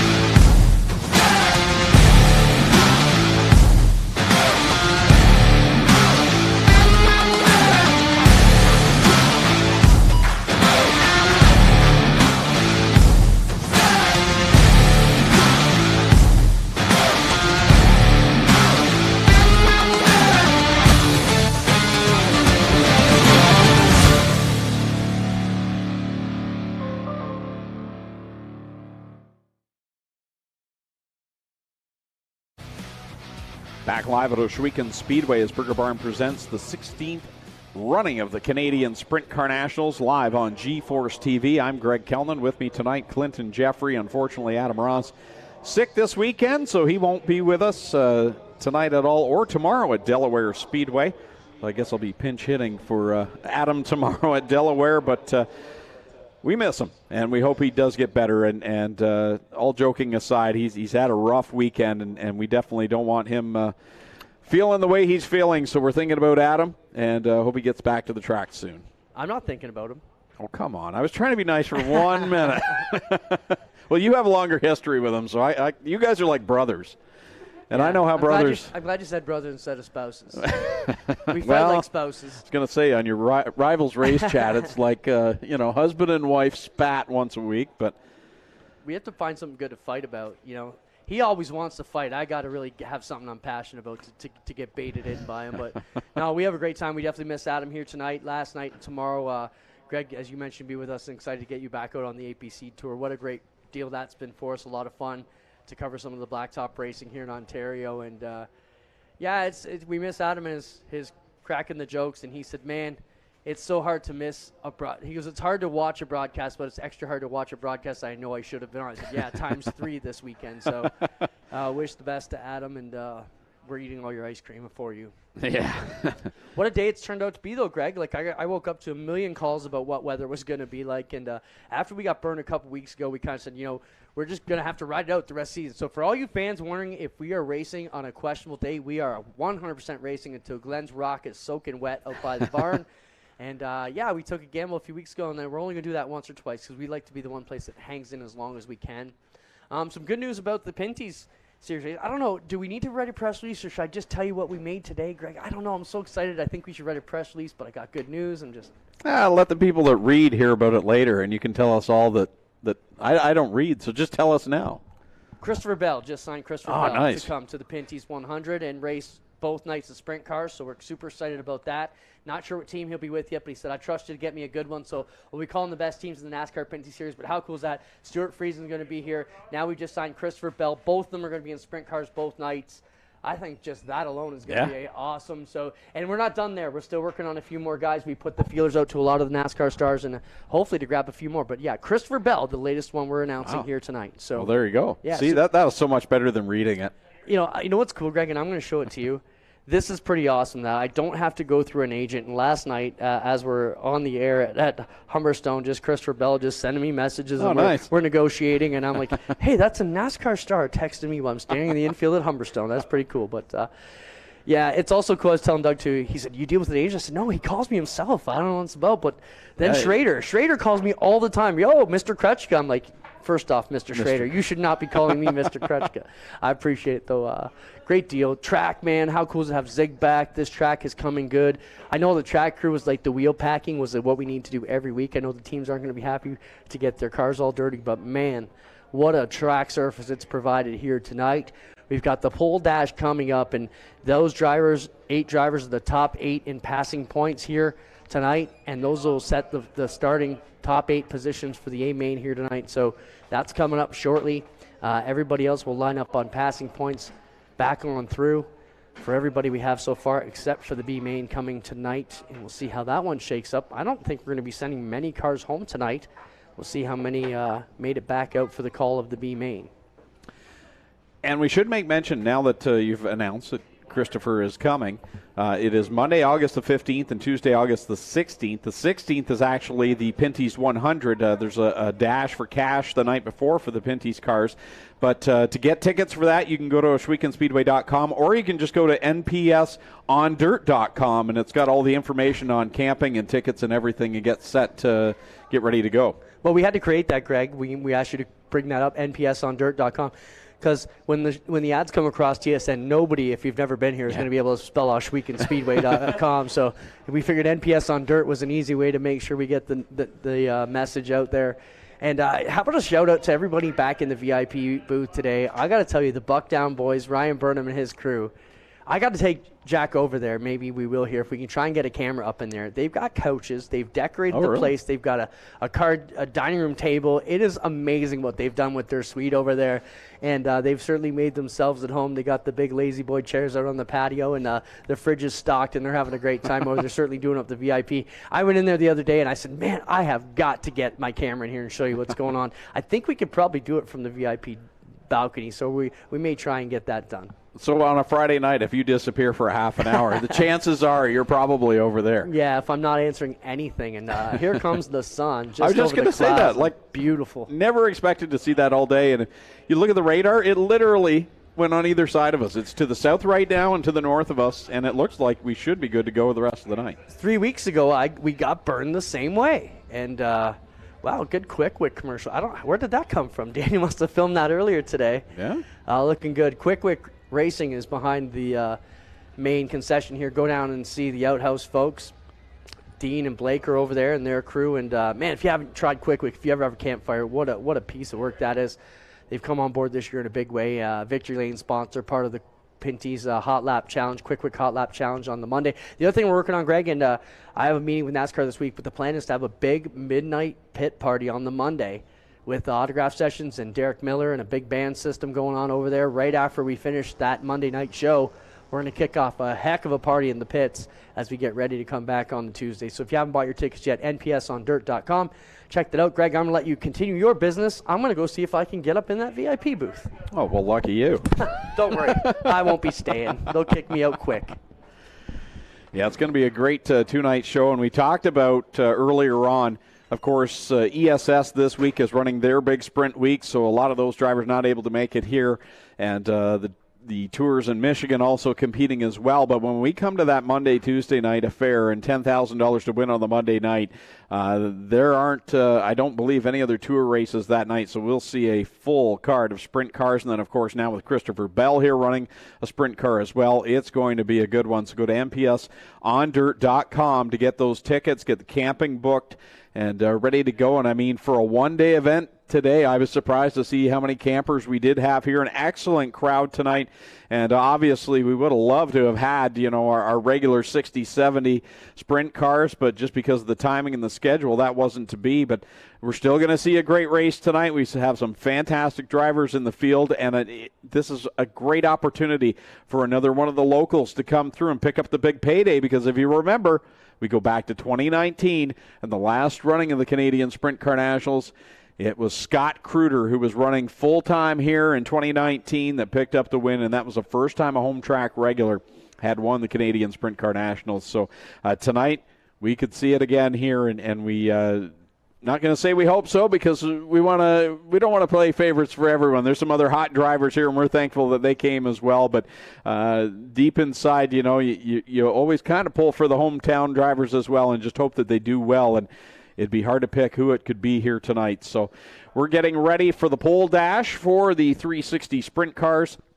And then we'll go to a B main, and then our features tonight for all three divisions. So we're just getting set and ready to go with all the action. We'll be back on G-Force TV in just a moment from Ohsweken Speedway.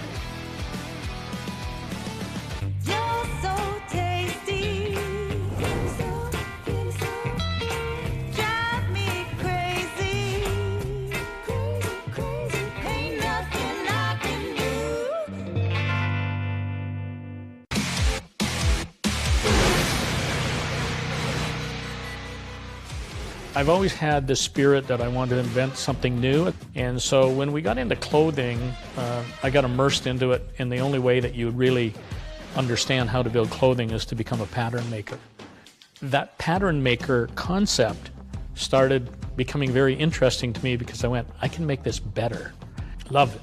Absolutely love designing. Doesn't matter whether it's a garment or an engine or a car, decals on our race cars.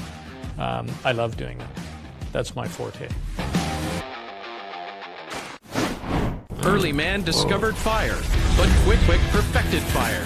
Quick Wick is the only fire starter that guarantees to start your campfire, wood stove, or fireplace without the need for kindling or paper. Find your nearest Quick Wick retailer at quickwick.com.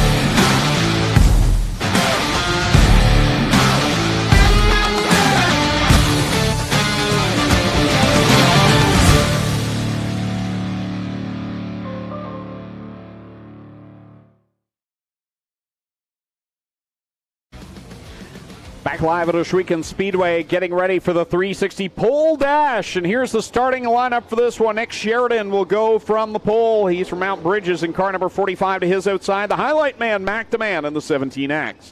Back in row number 2 on the inside, car number 10C at a Cicero, New York, with Paulie Colagiovanni. And his outside going from 4th from Dunnville, it's Ryan Turner in the 91. Starting in 5th from Caister Center, car number 11 is Jamie Turner. To his outside from Scotland, Ontario is D-Dubs, Dylan Westbrook in the 47X. And back in the final row in the 7NY, it's Matt Farnham. And starting from 8th in the Little Ben 110 will be Jake Brown.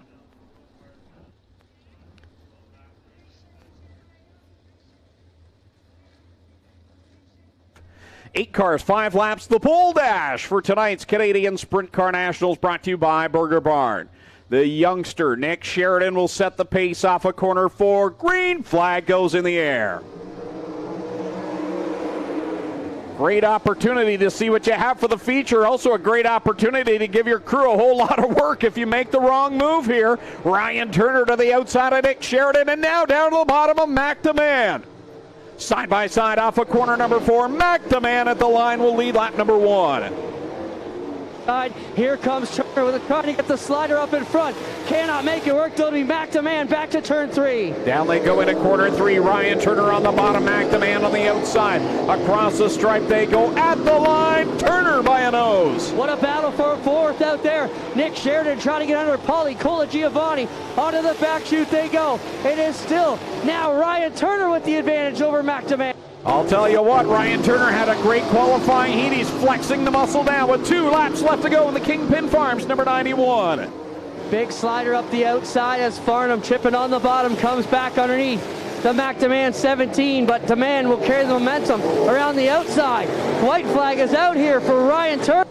Ryan Turner's got all the speed here tonight. Matt Farnham trying to close the gap, but time is running out as he gets by Mac DeMann. Turner set sail the final time down the backstretch.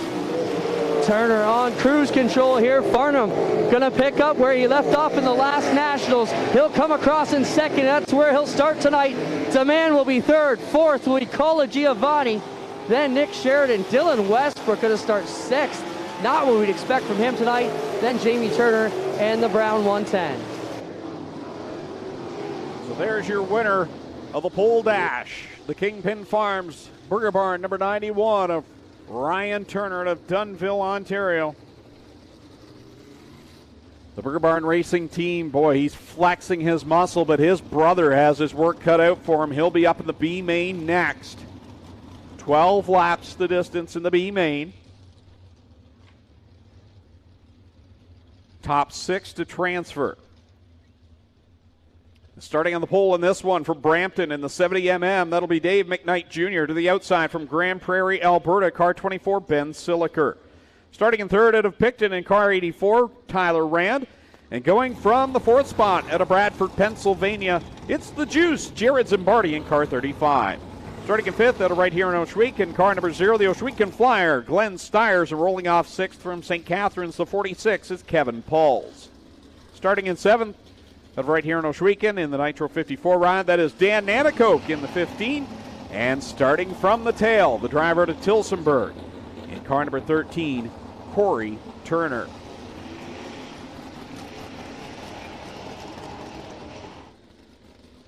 Steve Lyons just sent a message that J.R. Fitzpatrick just won at Delaware, and Steve's modified in his Oscar modified. So Steve's had a productive couple of weeks as a car owner. Liam Martin getting his first 360 win last week in that familiar number 9 of Steve Lyons. Already transferred into tonight's A main. As the field gets set, good to see Ben Siliker back out now. He'll start on the outside of the front row. Without the smoke this time. Well, maybe a little wisp. I just saw going into corner 1. Oh, there it is. It's back. But he seems to be under power, so Siliker still going.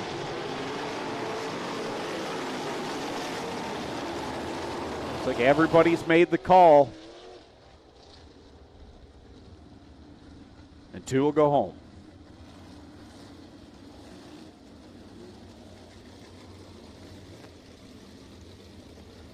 I don't know what's worse.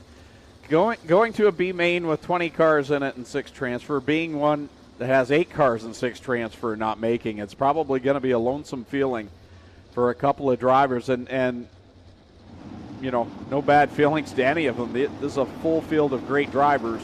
Nothing to hang your head down about if you don't transfer here tonight. But the pressure's on now. It is real. Well, you got no more chances to get it in, and away we go. Green is out. And we're on it. Dave McKnight leads them off to turn number 1 for the first time. There goes the juice. Jared Zimbardi around the outside of Ben Siliker. He's got the 3rd spot. Now he'll shoot by Tyler Rand in the 84 up in corner number 3. Yeah, lots of smoke out of that Siliker car still as they bring it around. It'll be McKnight out front of Rand and Jared Zimbardi trying to work the top side. McKnight stretching his advantage for Tyler Rand, but here comes Zimbardi to the outside of him in corner 3. He'll get by him now, grab that 2nd spot. Tyler not going away. Boy, he's fighting hard there in the Albrock Excavating 84. Sure is, running good on the bottom. There's a lot of bite still right on the inside there, but the momentum is where it's at as Steyr tries to come around Siliker as well. Pauls loses the handle in the 46. He will keep going, and we stay under green. Dave McKnight having a fantastic drive, as is Tyler Rand in the 84, holding down 2nd. And look out, here comes Corey Turner from the back. He's up to the 4th spot. Yeah, Rand really scrubbed a bunch of speed off that time, and it's not going to pay off for him. He's going to fade back into the clutches of both of these guys now, and Zimbardi and Turner will get by. Zimbardi getting it hooked up on the outside line, but here comes Corey Turner to his inside. Zimbardi will shoot by him down the back stretch. Super slick here off of turn number 2 as the track gets more and more polished each and every lap. Paul's struggling, but McKnight looking the best he's ever looked in a sprint car tonight. He is, and he's holding on some of the best right now, keeping his distance on Corey Turner and Jared Zimbardi as they go wheel to wheel into corner number 3. This time by, it's halfway home. Tough sledding here for some of these drivers, but McKnight looking good. So does Corey Turner. He told us he was going to start last in the B and put on a show, and here we go. Siliker's car sounding worse by the lap, but he's still in that spot, trying to hold on to just get a qualifying position. Here comes Corey Turner down to the inside of Dave McKnight Jr., and he'll assume the lead now. This time that'll be 4 laps to go for Corey Turner. From the back to the front he goes. No surprise for the Petro Plus Travel Stop 13. Turner with the advantage here. Now he'll look at the back end of the Pauls 46. Tyler Rand still holding on to 3rd. He's come back with a good run. Steyr bringing that outside, slowly catching the Zimbardi 35. Turner catches Kevin Pauls in the 46, goes by him down on the low side of corner number 1, and Tyler Rand running that 2nd position over Dave McKnight, Jared Zimbardi, Glenn Steyr starting to get things going up on the outside. Sure is here as he works around the very outside lane. 2 to go for the leader here, Corey Turner. Turner down the back stretch, sails it into corner number 3 this time by. He'll see the white flag, had his problems in the qualifying heat, looking for redemption here in the B main. White flag is out one last time down the back chute for the Petro Plus, BurgerBarn.ca 13. Corey Turner, solid run in the B here for Tyler Rand. McKnight up on the top side. He'll come around in 3rd. Then Zimbardi, Steyr, and Siliker look to be the 6th to get it in. Cross the line, checkers out for Corey Turner. Tyler Rand 2nd. Then it's Dave McKnight, Jared Zimbardi 4th, 5th Glenn Steyr, 6th Ben Siliker. So it's going to be Dan Namico and Kevin Pauls not qualifying for tonight's A main. Not a huge surprise, but Corey Turner goes from the back to the front, and he will cash in and go into the A main here tonight, along with Tyler Rand. Dave McKnight with a good run in that 70mm. Jared Zimbardi, Glenn Steyr, and Ben Siliker will make up the remaining 6 spots in tonight's A main event. What a beautiful sky off the back stretch there here at the Big O. Beautiful sight here on a beautiful evening. Glad everyone could join us, both live and in person, and those here on G-Force TV. Thank you for being a part of the 16th running of the Burger Barn Canadian Sprint Car Nationals. Up next, Action Sprint Tour presented by Pinty's with their A main event. 25 laps is the distance for this one. So we see them all over there on the push-off track, which on Thursday nights is our micro sprint track. If you've never been here on a Thursday night, come and check it out. If you're interested in getting involved in racing, excellent place to do it. A number of our drivers have come up through the micro sprints and race now on the big track each and every Friday night. But we see the cars over there and ready to go for round number 3 for the Action Sprint Tour presented by Pinty's. Round number 1 back on June 16th at Merrittville Speedway. Jacob Dykstra picked up the win. And then last night was night number 2, and it was Mike Bowman picking up his first ever crate sprint car victory down in Port Colborne. And here we are ready to go for the 3rd race of the 2022 season. $2,000 to the winner, a good payday tonight for the Action Sprint Tour.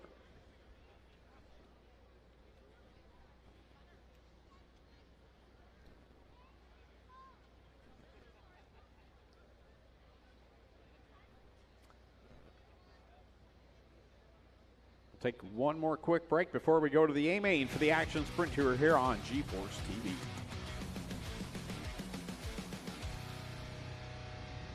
You're so tasty. Drive me crazy. Ain't nothing I can do.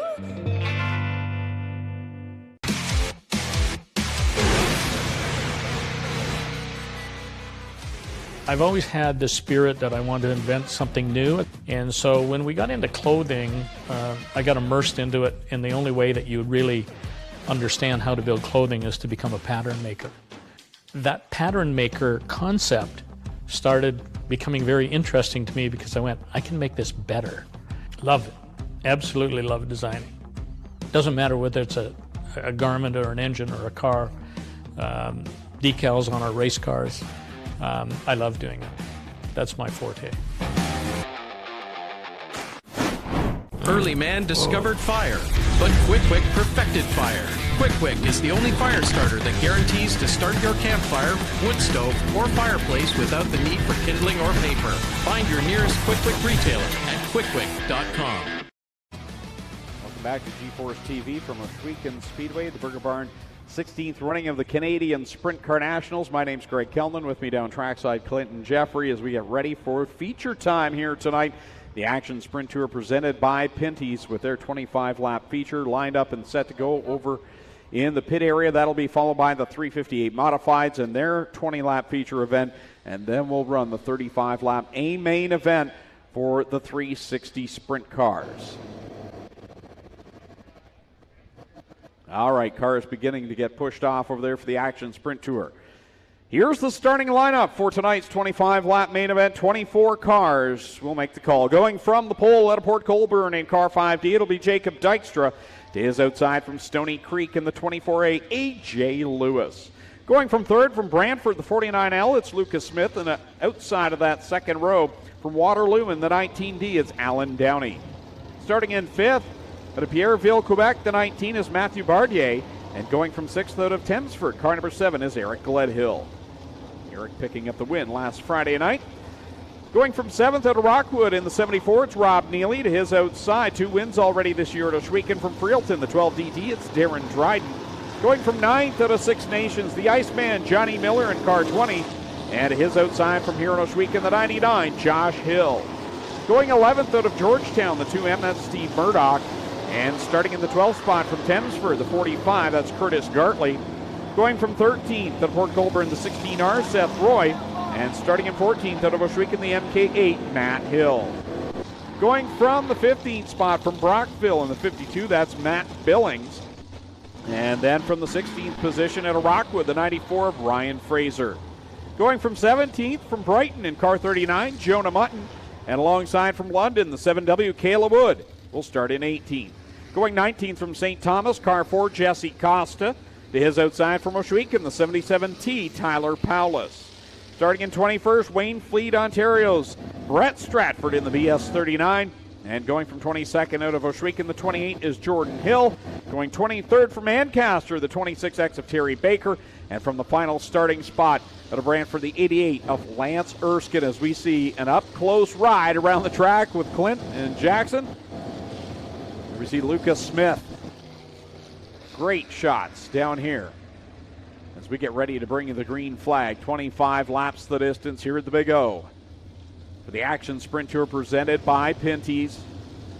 And what a guy to have on the front row. Jacob Dykstra, a winner at Merrittville, has been so dominant here in the crate sprints, able to do double duty here tonight.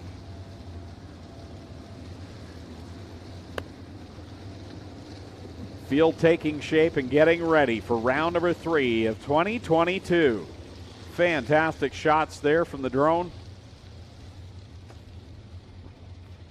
Greg, what a problem this is for Darren Dryden. He came in as the points leader, wasn't he, to this tour?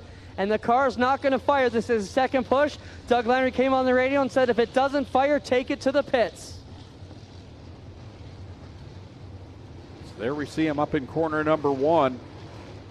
Wow, what a horrible break for the driver of the 3M DJD Graphics, number 12, DD. He's been so good here in 2022. Won the first 2 weeks of the season here at the Big O and gets the long, lonely push back into the pit area. That's a heartbreaker for Darren Dryden.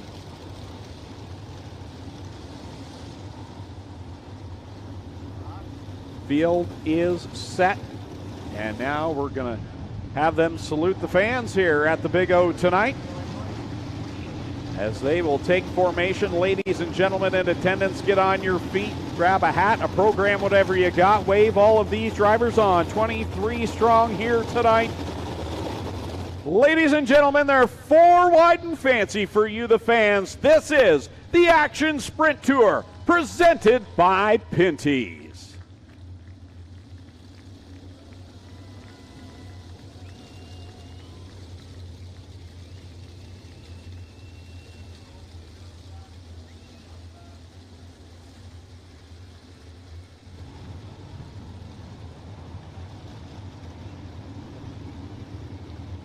All right, backstretch, they're in formation. Wave them on.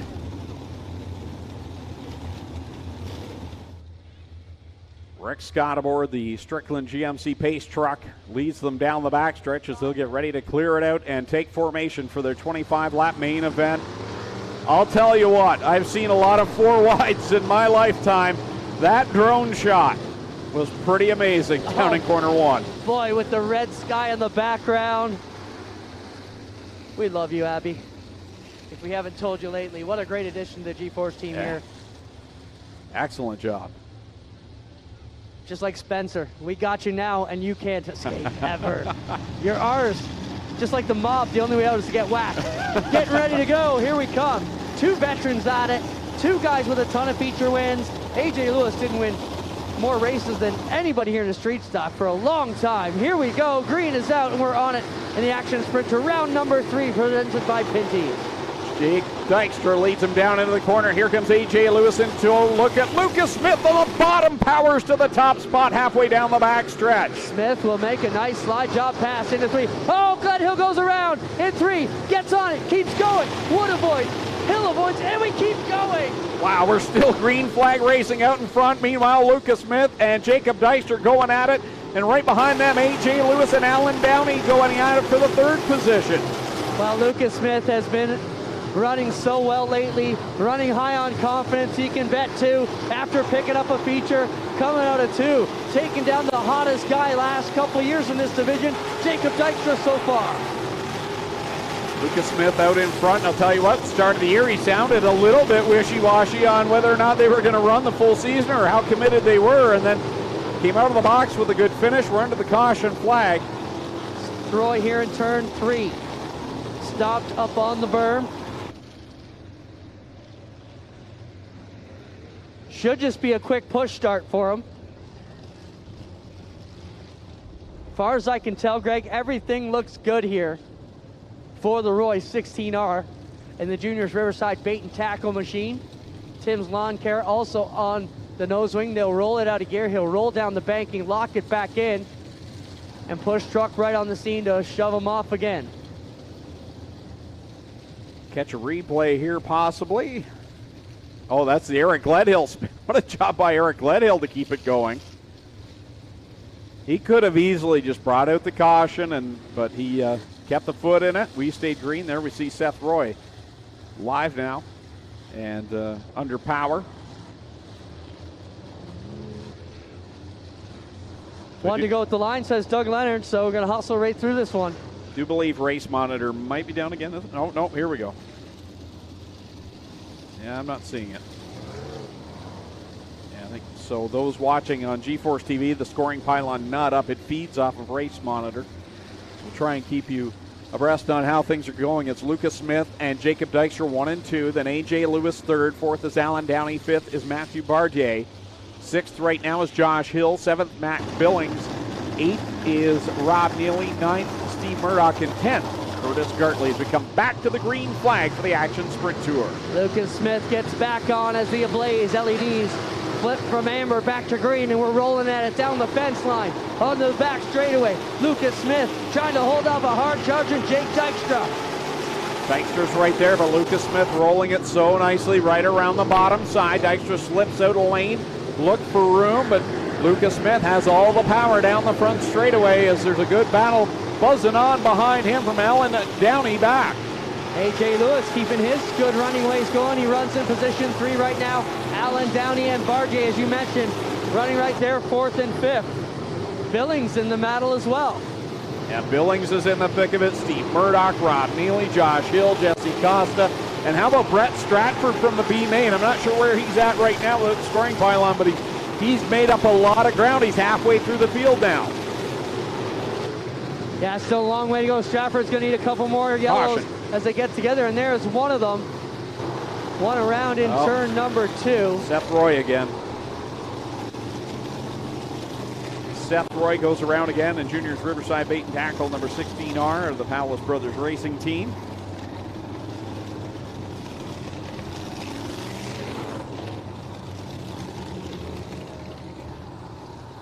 So that puts us back under the caution flag.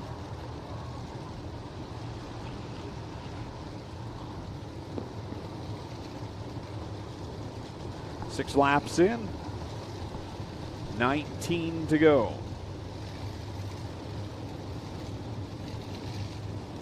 And for someone like Seth Roy, this is a different racetrack than we've seen so far here in 2022. A typical Canadian Sprint Car Nationals racetrack here this evening, a little slicker. And Seth, first year running in that crate. I'm sure it's going to take some of these drivers a few more laps to get used to a track surface like this. It's more than a little slick out there, Greg. We'll get a track report going in, but these cars have really buffed this thing up nice. It is very smooth, but very slick out there tonight. The drivers who have tightened up their car and can get the bite in are the ones who are going to excel here this evening.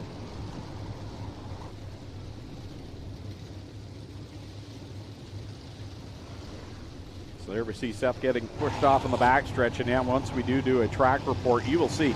For those watching at home on GeForce, or even those sitting in the crowd, you look at that track and it looks like the track's taken a ton of rubber, but it's not. It's just as Clint said, it's polished off. There's still brown clay there. It's not that black that you expect when it's been rubbered down, but it is a handful for these drivers, and it's a job to pedal the race car more than it is to just put the foot in the throttle. You really got to work the controls on a track like this here tonight. White flag coming out, and I think now that we're going to go back to the green flag here with 6 laps in, we're going to see the sights and hear the sounds. We'll do a quick fired up on this restart with 19 to go. Lucas Smith, Jacob Dykstra, AJ Lewis, Alan Downey, and Matt Billings, your top 5. Let's go. Quick fire starter. Fire it up.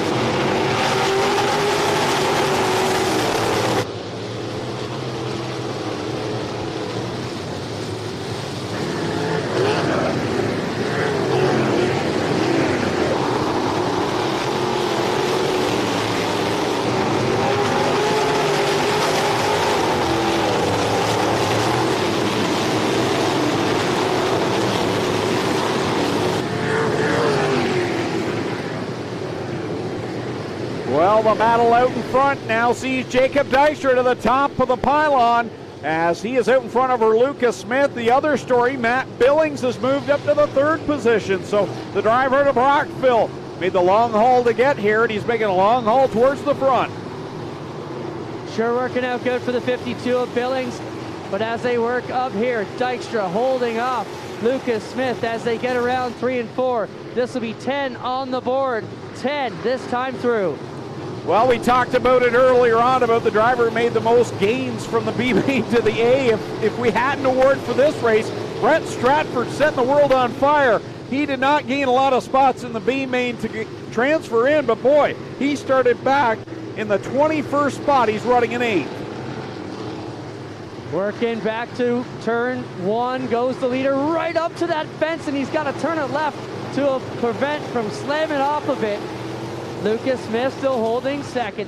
Billings 3rd. 4th is AJ Lewis, and he nearly got it out of control. And here comes Costa, Barjay, Stratford, and Murdoch.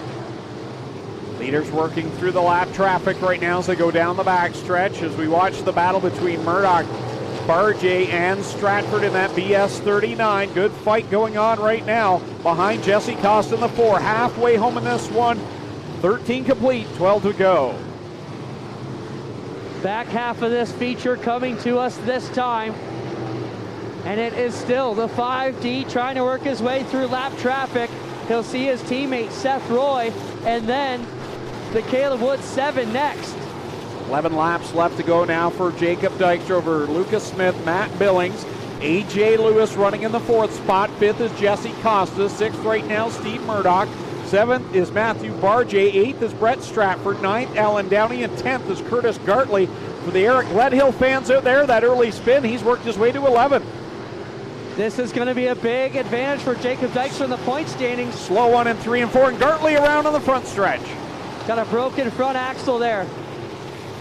Over there for the Gartley. We're going to need a hook on the front for that one. And something wrong on the left side of the 99 of Josh Hill. It might be a left rear flat for the 99 as he will head, or maybe a shock broken on that car, but the 99 squatting down on that left rear. He'll head to the pit area and try and make repairs here before we get back to the green flag as we see the Vipon number 45 getting the hook here on the front stretch for Curtis Gartley. Driver out of Tensford was running in the 10th spot when this happened. And there we see from the infield shot there that, well, that might be the corner 2 shot, but nonetheless you can see the damage on the left front there that Clinton spoke about for Curtis Gartley. Yeah, we can see he's clipped the wall by the looks of it. Greg, he's folded this rim right back, and you can see the rim is folded back, pushed the front axle back. You've also bent all the steering and radius rods in here as well. You can see that's all bent up. Tough break here for Curtis Gartley, and he will have to be towed back. That'll be the end of his night here in the Vipon Fire, Life, Safety, and Security vehicle here, guys. Let me jump in here. Curtis, what happened? Oh, just ran out of talent, ran over the inside wall. It happens to the best of them. Curtis Gartley says ran out of talent, clipped the inside wall, and my assessment of the situation looks correct. And there we got the replay from the wall cam. And he came to a stop there just in front of Quick Wick Victory Lane, but he's not going to end up there tonight at the end of 25 laps. So just past the halfway mark. And we'll reset the field for you. Jacob Dykstra is the leader in the 5D. Then it's the 49L of Lucas Smith. 3rd right now is the 52 of Matt Billings. 4th is the 24 of AJ Lewis. 5th, the 4 of Jesse Costa. 6th is the 2M of Steve Murdoch. 7th right now is Matthew Barjay in the 19. 8th is Brett Stratford in the BS 39. 9th is the 19 of Alan Downey. And now inside the top 10 is that Oakwood Transport number 7 of Eric Gledhill. After the damage there to Curtis Gartley, Eric Gledhill able to sneak up into the top 10. Jonah Mutton riding back there in 11th. Good run for him tonight in that 39 machine. And then we've got Ryan Fraser in 12th. 13th is Jordan Hill. 14th, Terry Baker. 15th, Rob Neely. 16th, Tyler Powell. 17th is Lance Erskine. And we're back to the green flag with Johnny Miller, Caleb Wood, Seth Roy, and Matt Hill completing the running order. Into one they go. Jacob Dykstra will roll it up to the top side. Lucas Smith trying to grab up a bit of ground, but he's going to have to deal with Billings, who tried to sniff on the inside, but he'll close the door.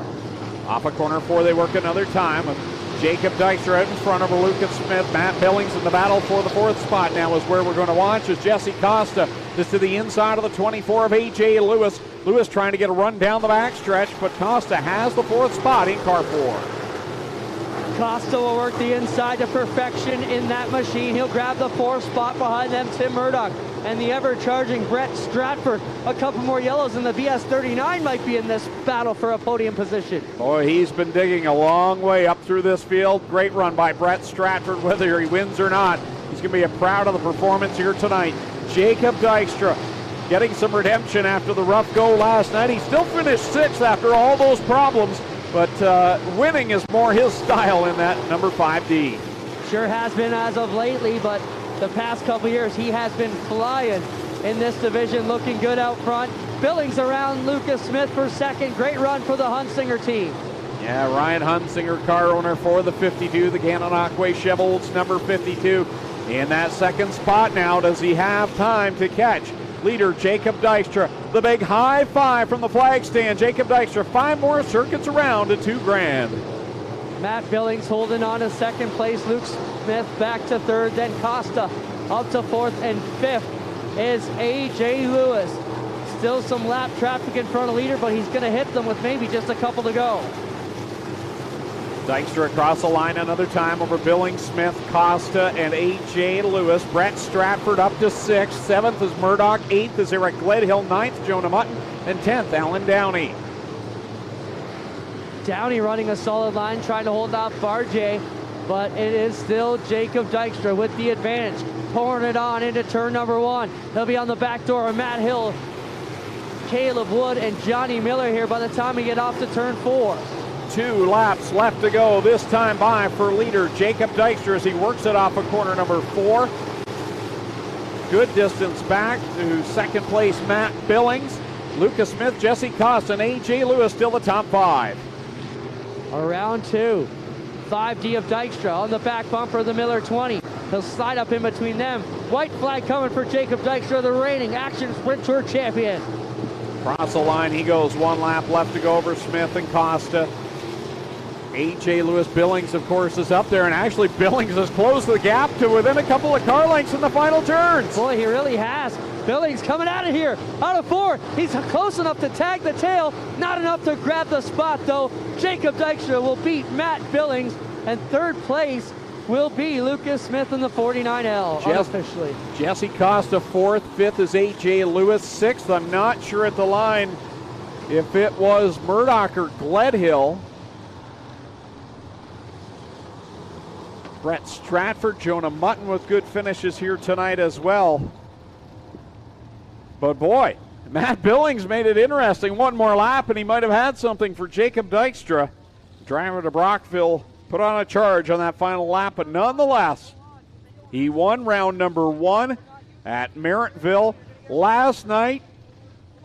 Had problems in the qualifying heat, had to go and get the car repaired, made it back out, and came home with a good finish last night. I think it was 6th place. He rallied back, and now another win for Jacob Dykstra, the defending champion for the Action Sprint Tour, presented by Pinty's. He'll go down to Quick Firestarter Victory Lane, along with Matt Billings and Lucas Smith, and they'll all talk with our Clinton Jeffrey here in just a little minute, and just a little bit, rather. Jacob Dykstra has pulled it in the juniors. Riverside Bait and Tackle 5D, reliable roofing solutions on that car. And now Lone Wolf Fireworks will light up the sky to help Jacob Dykstra celebrate as he is $2,000 richer.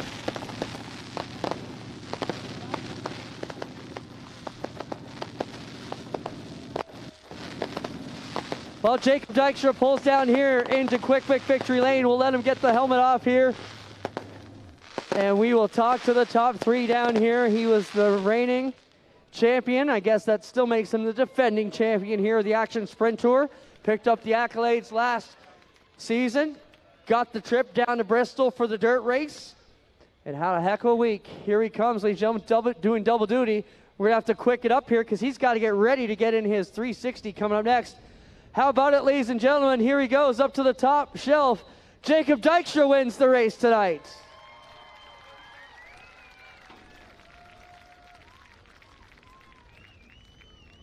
Jake, come on around over here. Jacob Dykstra grabs the win. Jake, talk about this new team, picking up right where you left off. Yeah, they've been, I was able to step up my career with them helping me, and wouldn't be here without them, especially racing 360 after this. And yeah, it was a little hard. The motor was at 290 degrees, so she was running really hot, and I didn't know if she was going to last. But yeah, I was just kind of waiting. We got the win, or she blew up. But we had a good run going into one, and I think that helped us out a lot. Right on, Jacob. We'll let you get ready. You got the 360 main coming up. Thank you. We got Matt Billings here. Matt, welcome back. You're going to make Ryan happy over in the pit area. Great run here. Another yellow, you might have been able to catch him. You were knocking on the tail tank, coming out of 4 for the final time. Yeah, just, well, first things first is I want to thank Ryan Hunsinger for letting me drive the car. I mean, for 2 years I sat out doing nothing, twiddling my thumbs at home, so I'm just really happy to, be here and have a chance to race with everybody, and this is a really great class. And thank you, everybody, coming out. I hope it's a good race, and I hope the 360 race is good for everybody. But, yeah, I definitely put myself in a hole a little bit in the heat, kind of a little bit of bad driving on my part, and we had to start 15th. But anyway, we tried to do what we could do. Right on, there you have it, Matt Billings. We'll get over here and talk to Lucas Smith, too. Lucas, another solid run, man. When you finish on this concrete pad, that means you had a great night. Obviously, you'd like to be another step up, but still, great night. Yeah, I thought we had a car to win it tonight, but anytime you have Jacob Dykstra or Matt Billings starting behind you, it's always, it's a tough card. I was battling the flu the last few days, so I'm really feeling like crap, so I'm really happy to be here. Thank you to everyone who helped get me here, and special shout out to Todd Alger, sitting at home in bed. Hope you're doing okay, buddy. Right on, Lucas Smith will be third, Matt Billings second, and our winner tonight, Jacob Dykstra. Got to go get ready, and we'll be right back live here on G-Force TV. Early man discovered fire, but Quick Quick perfected fire. Quick Quick is the only fire starter that guarantees to start your campfire, wood stove, or fireplace without the need for kindling or paper. Find your nearest Quick Quick retailer at quickquick.com.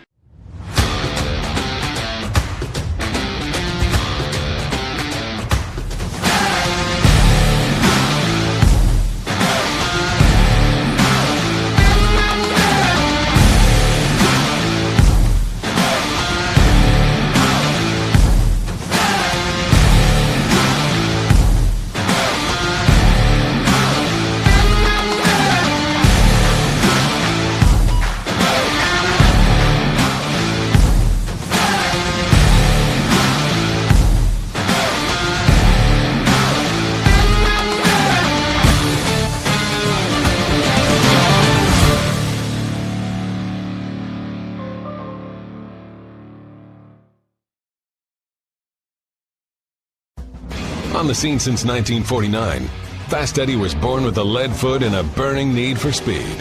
His passion for speed and sport has been captured in this authentic collection of vintage-themed gear. Created for gearheads, riders, and racers, Fast Eddie truly encompasses the great Canadian racing culture we have from coast to coast. Drive hard, get dirty, and look good doing it. Fast Eddie Speedwear. Get geared up. Well, good evening, everybody. Welcome to our weekly race chat. Adam Ross and Clinton Jeffrey are live and interactive every Tuesday night.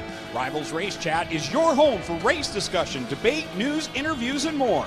They'll even take your questions and comments live on the air and talk to some of the newsmakers each week. Tune in every Tuesday night at 8 p.m. on G-Force TV.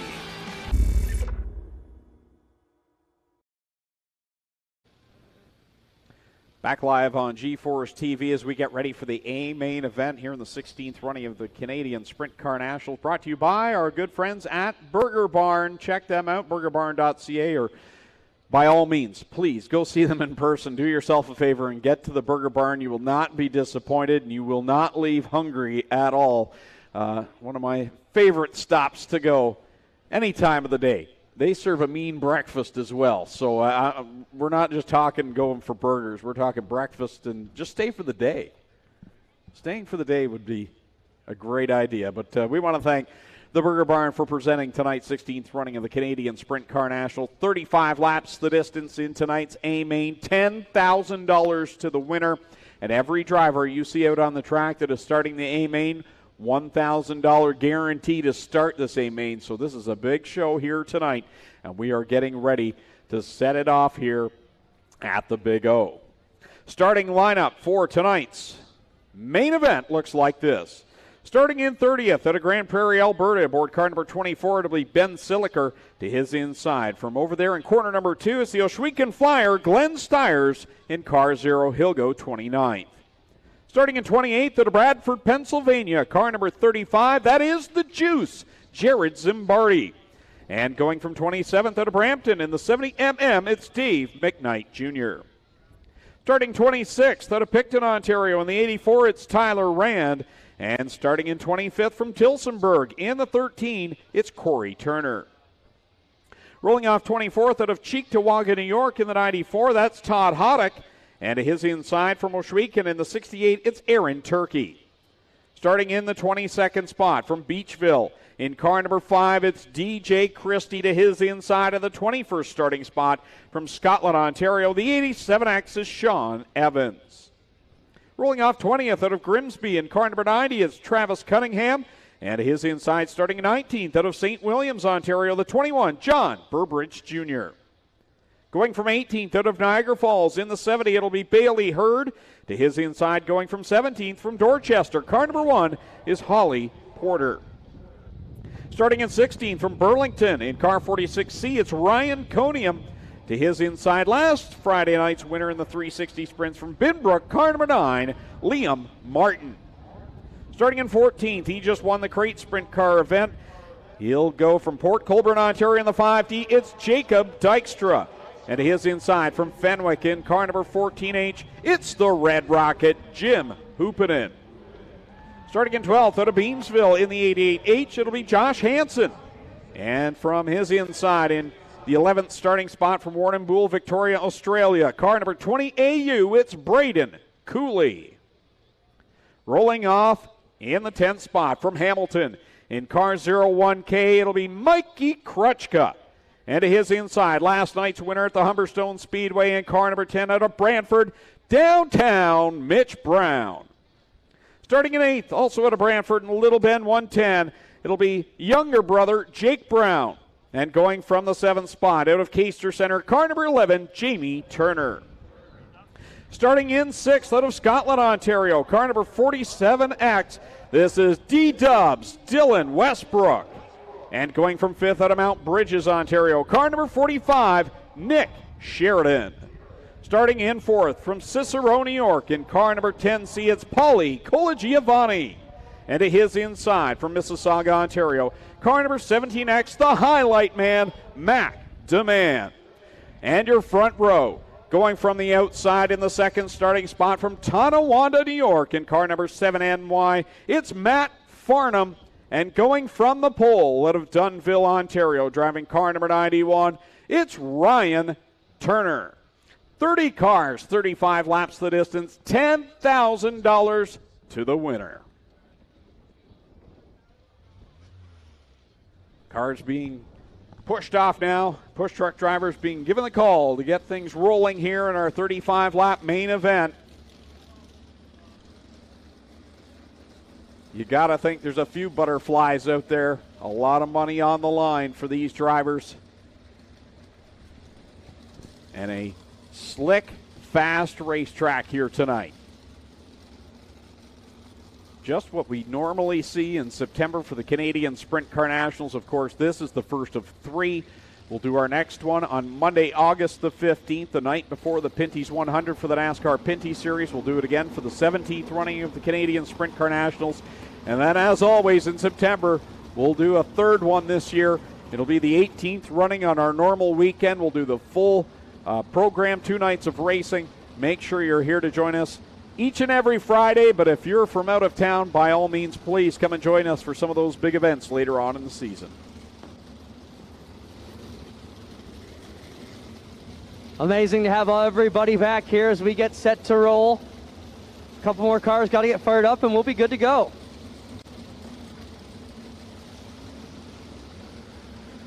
.358 Modifieds will run their feature at the end of this main event. Last few cars getting pushed off. And Clint, I'm not sure where you are. Are we able to do a track report at this time, or are you in a bad... Sure, we can get going on a track report. Give me 1 second. Let's have a quick look at this racing surface. We did talk about a little bit earlier how from the TV or from the stands, it looks like a rubbered over racetrack, but it's really not. And we'll try and get a look at what this racing surface looks like heading into 35 laps for the sprint cars.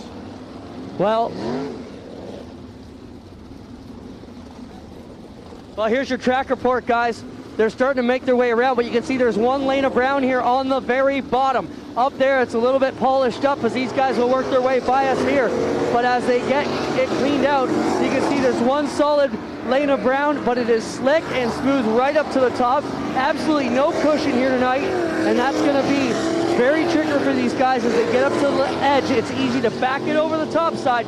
The fast lane is going to be the bottom. Momentum is key, but the bite is also even more important as these 35 laps wind on, guys. Tell you what, you're a brave man standing down there, because there'd be a lane of brown for me as well if I was standing there. That would be a Mighty Wipes moment. Jack might have peed a little, but we're okay.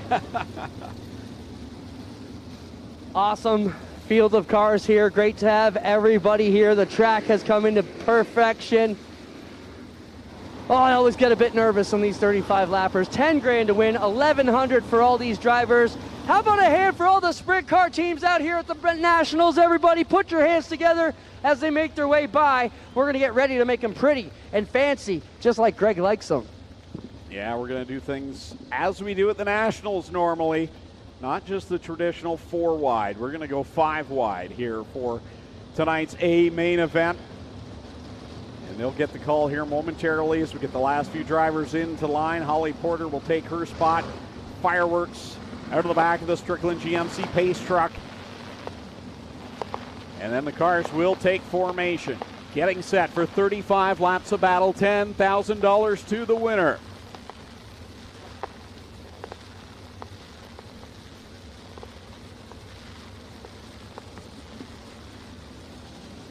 Greg, is it safe to say we're going to have a first-time winner tonight? I think that's the truth, isn't it? Yes, that is the truth. No former winners in attendance here tonight.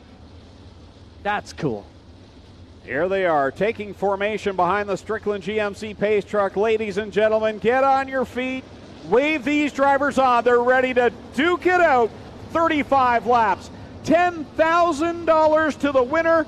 This is the 16th running of the Canadian Sprint Car Nationals, brought to you by Burger Barn. They are 5 wide and fancy for you, the fans.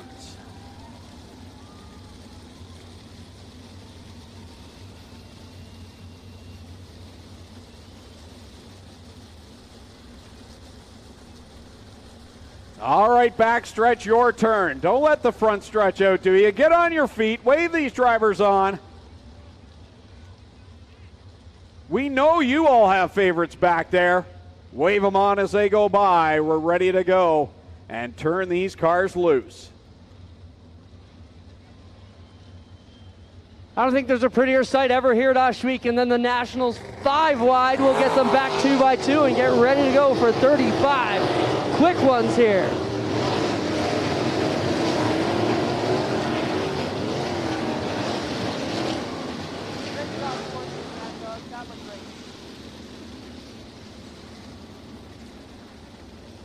Awesome job by the drivers to get ready, and we are ready.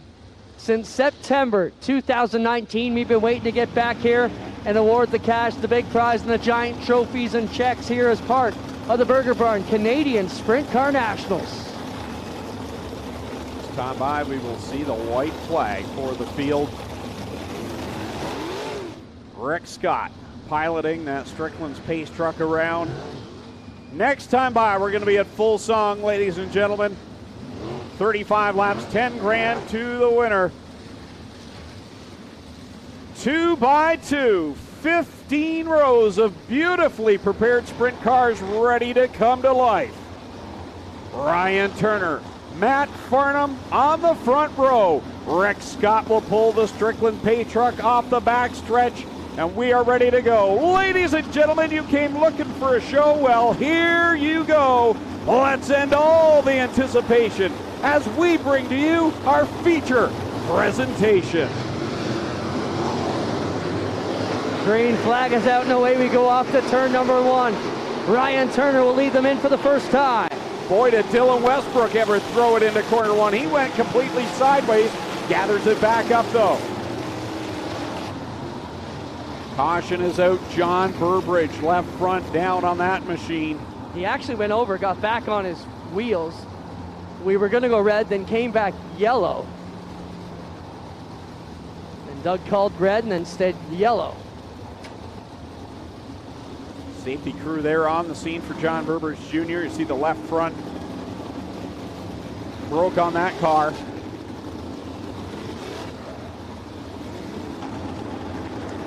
Travis Cunningham stopped on the back stretch there. He may have just... I think he had a problem with that too. Oh, did he? Okay.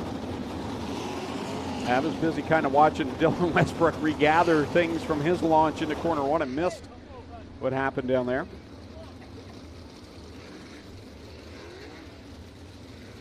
So John Burbridge Jr. will have an opportunity to have 2 minutes in the work area, should he choose. And Travis Cunningham, if he has issues and needs to go to the pit area, he would also have the same opportunity.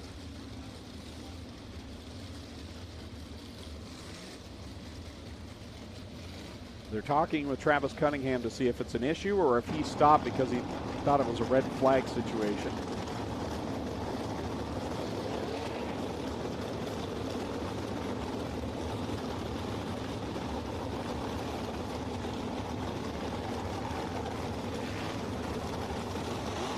If it's not mechanical issues, I'm obviously going to say, oh, I thought we were red.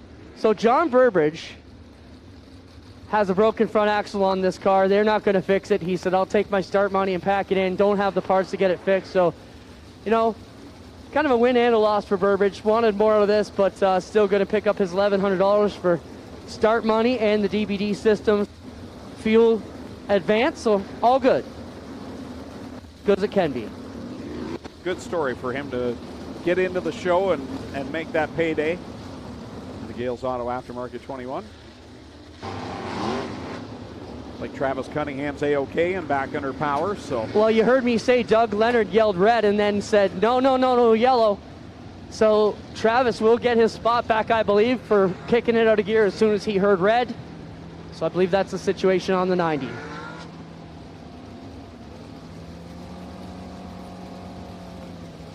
So, complete restart. Here we see John Burbridge Jr. taking the tow into the pit area and see if we can catch any of this from the wall cam or how this all... Okay, that was not a replay. Just the way they were moving, I thought it was a little slow there.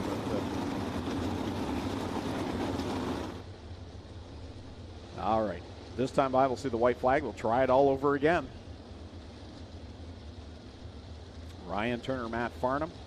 Row number 1, Mac the Man, Paulie Colagiovanni. Row 2, Nick Sheridan and Dylan Westbrook. Row 3. And Dylan Westbrook, that first entry to corner 1, boy, he got all sorts of sideways on the high side. Kept the foot in the throttle, though. I'll tell you what, if he lost the position, it was 1, maybe 2, but got that car gathered back up, and I think he'll be one that likes this second chance on the initial start of this race. Nice and slow down the back straightaway. They get set to roll. How about we do a quick fire it up here on this second attempt to start the Canadian Sprint Car Nationals.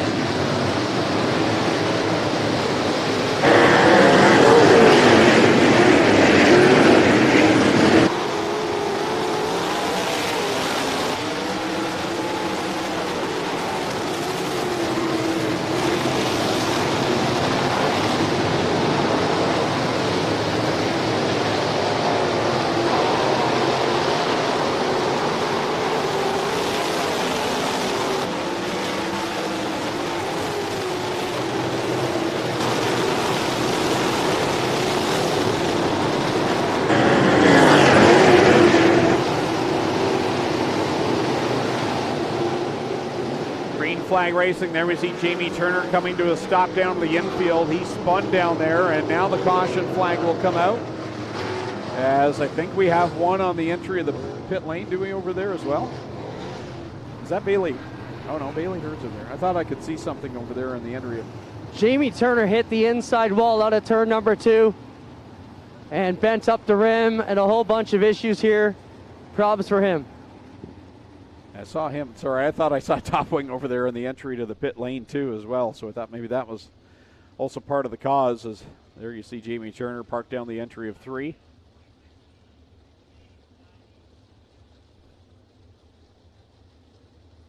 So once again, live timing and scoring not working for us tonight. So we'll do our best to set the stage for you.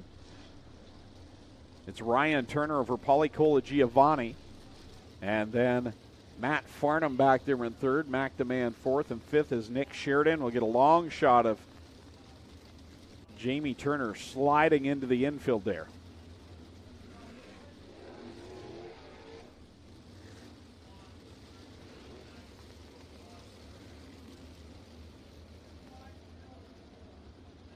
So Turner has clipped the inside wall and bent up this left front, says he's done for the night.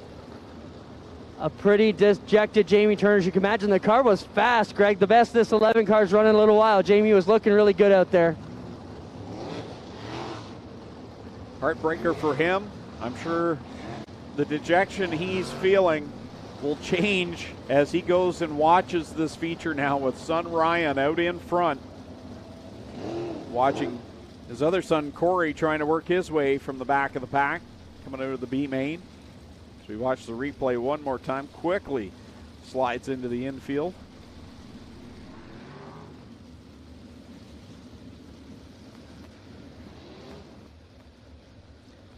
It's Ryan Turner, Paulie Giovanni, Matt Farnham, Mac Demand, and Nick Sheridan in the top 5.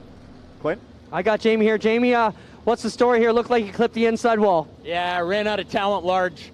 We've had a really good night. The guys done a really good job in the car. We were really happy to get as far as we did from the back of the heat to the dash. But, hey, man, I see my son's up front. The other one's coming, so we're just hoping the Burger Barn guys can put her on front. Greg was just mentioning that you get to go be a proud dad now. Good to see you all right, Jamie. Thanks, man. He'll go back, get out, and try and watch his boys win with the team cars, the Burger Barn race tonight. Running in the 6th spot right now, that's where we'll see Dylan Westbrook. 7th is Jake Brown. 8th right now is Liam Martin. 9th, Mitch Brown. 10th, Mikey Crutchkin. You see a number of cars going up over the banking there in 1 and 2, cooling these tires down, getting some of that wet, cool clay up there. 11th right now is Braden Cooley. 12th, Jim Hoopanen. 13th, Bailey Hurd. 14th is Josh Hansen. 15th is Aaron Turkey. 16th, Travis Cunningham. 17th, Ryan Conium. 18th is where we find Jake Dykstra. And then we've got Sean Evans, DJ Christie, Holly Porter, and Corey Turner still deep in this one, as is Jared Zimbardi. Now, obviously, Corey had the problems with the front end of the car in the qualifying heat that sent him to the B, but not where we were expecting to see Jared Zimbardi tonight. Made it in through the B, but struggling to get up towards the front in that 35. Jared's someone that has a lot of laps here, but it's been, almost 3 years. Long time since a lot of these guys have been here. And, the Ohsweken regulars have had the start of this year already.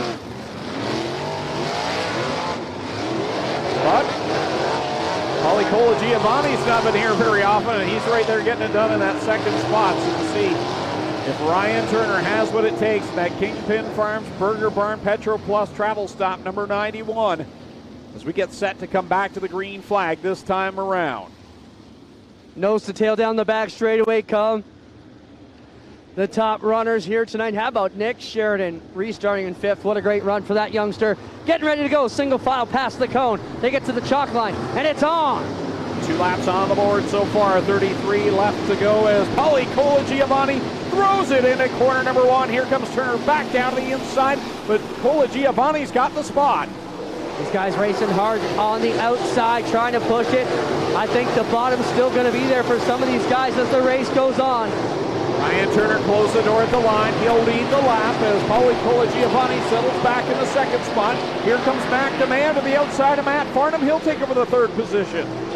Up front, Turner over Colagiovanni. Mac Demand running there with Farnham and Westbrook.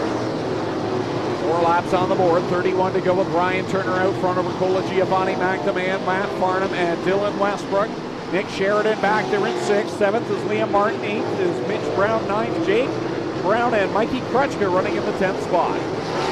Up on the outside is Turner pushing that car right through the black as Colagiovanni trying to chase him back down. Farnham, he's just biding his time because he knows it'll come to him later on. Across the stripe another time. 29 laps left to go for Ryan Turner.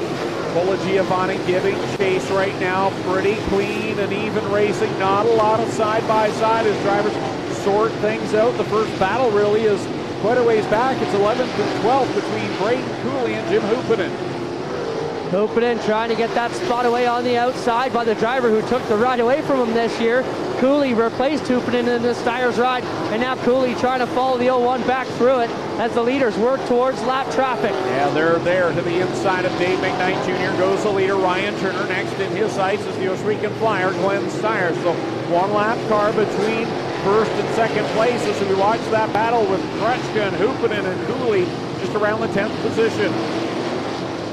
Leader working his way through underneath the Steyr 0 car. Colagiovanni hanging back there about 10 car lengths back as Ryan Turner really starts to open it up. Still plenty of laps to go here, so you have to wonder if someone like Colagiovanni maybe just riding along, keeping the leader in sight to get ready for a pressure move towards the end of this one as Ryan Turner continues to lap cars. He's gotten by the Juice, he's gotten by DJ Christie, Tyler Rand. Now he'll work on Todd Hoddick in the 94. Working around through lap traffic, and they get up to the back end of the Dykstra machine as well as they try and find the clean way through. He takes it right up to the outside. 24 laps left to go, 11 complete in this one. The 16th running of the Burger Barn Canadian Sprint Car Nationals with Paulie Colagiovanni splits a couple of cars on the backstretch as we watch the battle with Jake Brown, Mikey Krutchka, Jim Hoopinen, Braden Cooley. The leader in heavy traffic in corner number 2. He gets by Jake Dykstra, Todd Hoddick. Now he's working on Bailey Hurd and Ollie Porter. Track starting to really polish up to the outside as the traction goes away for the leader. Can he keep the setup underneath him to make it work? We watch as he tries to fade his way through it, getting higher off of 2 every lap. Matt Farnham keeping pace right now with the 10C of Paulie Colagiovanni. Giovanni to the outside. Colagiovanni to the outside of DJ Christie. Farnham now works a lane lower, trying to close that gap on second place. Coming to 15 laps complete here as they work it back through the back straightaway. Leader into 3 and 4. All alone is Ryan Turner. Ryan Turner gets by Holly Porter. It's a good distance back, a straightaway ahead right now. Paulie Colagiovanni.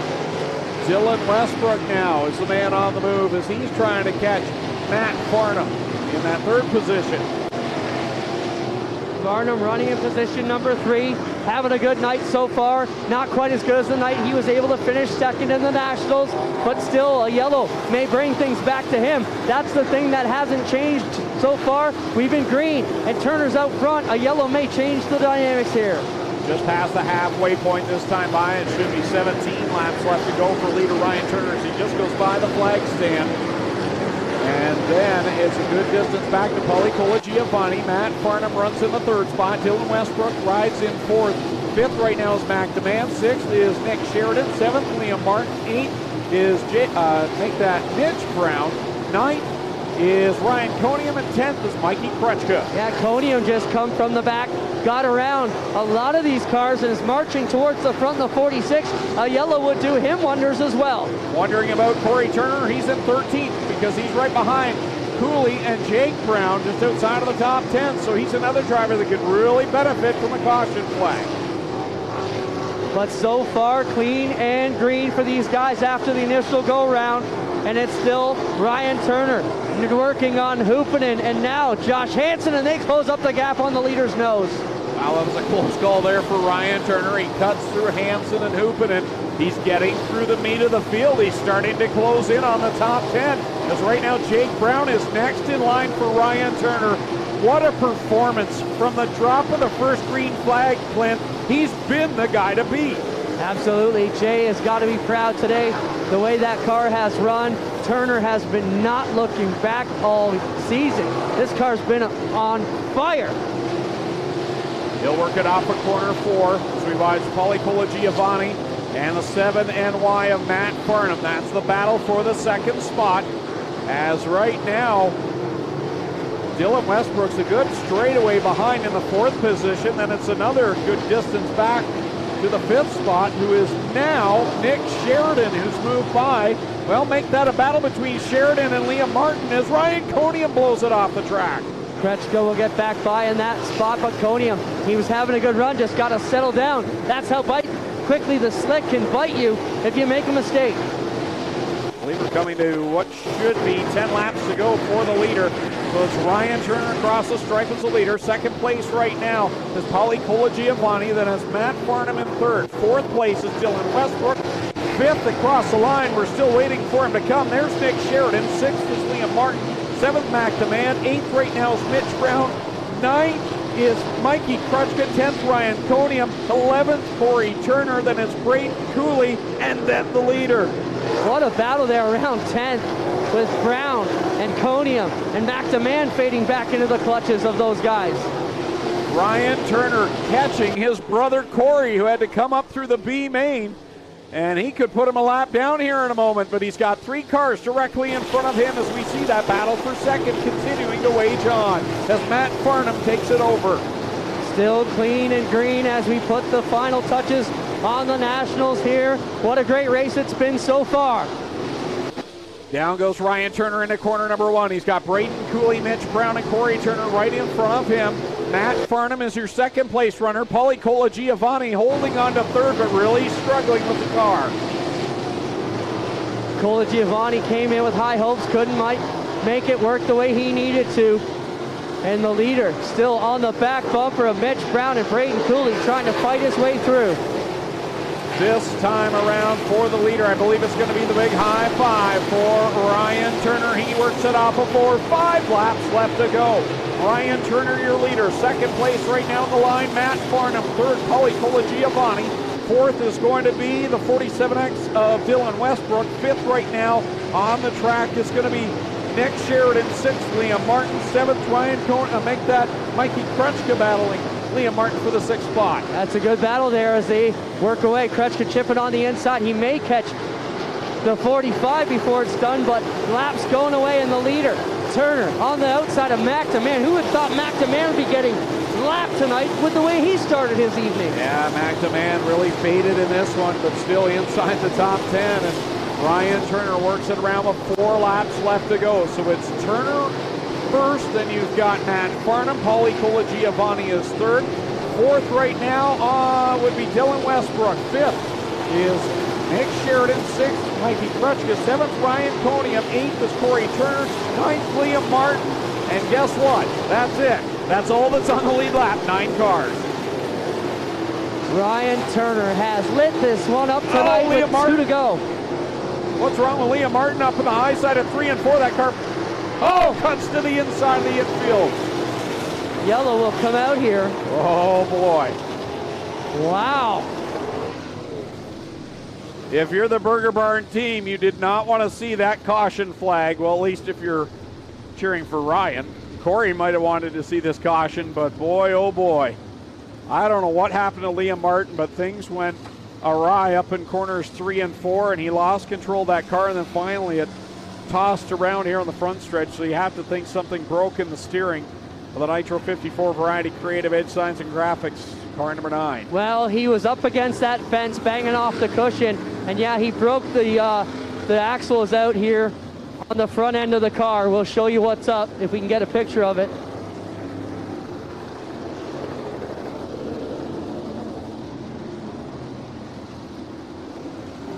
You can see right here, Greg, the torsion arm has come loose for the Martin car. This has to suspend the axle. It is not happening here today. So that's not going to work. We'll move Jack out of the way here, but tough break for Liam Martin. You can also see all of this is bent up. They pushed the entire bar back. So this is your steering arm. You've also got all your front radius rods on the bottom bent up. Tough break here from Liam Martin. Liam just pushing a bit too hard. You got the outside. What happened? Me and Corey got into it on the back stretch. I don't think he knew I was up there, and I was still up there while he was up there. So just didn't get the room. It's probably nobody's fault, but it's unfortunate because we're running pretty good. Thanks for your time. Liam says just a racing deal. Didn't expect Corey to know he was there, and Corey didn't. So we'll have a replay here. And you can see the front end just, oh boy, did Braden Cooley get a fortunate break there, because Liam Martin went right across the nose of his car there. That could have been a mess in a hurry for both Liam and Braden Cooley. So we'll reset the stage here for you in just a moment.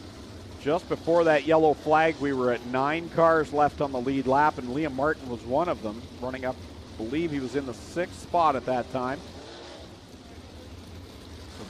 Ryan Turner had just actually gotten by him. So we have another look at that replay.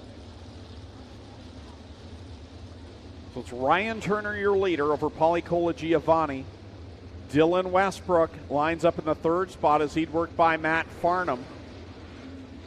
4th is Farnham. 5th is Nick Sheridan. How about that for the rookie driver up there in that 5th spot? Ryan Conium in 6th.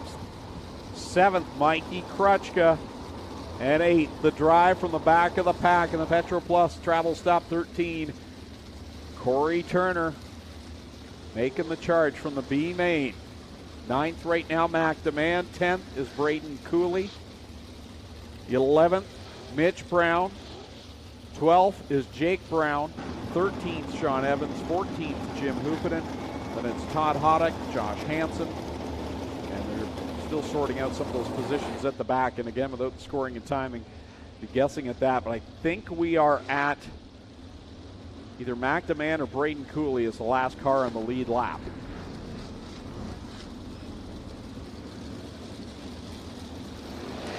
Lights are out this time. We get a lap count and cars on the lead lap count here from the scores. Green, white checkers, what Doug is telling them. Listen up this.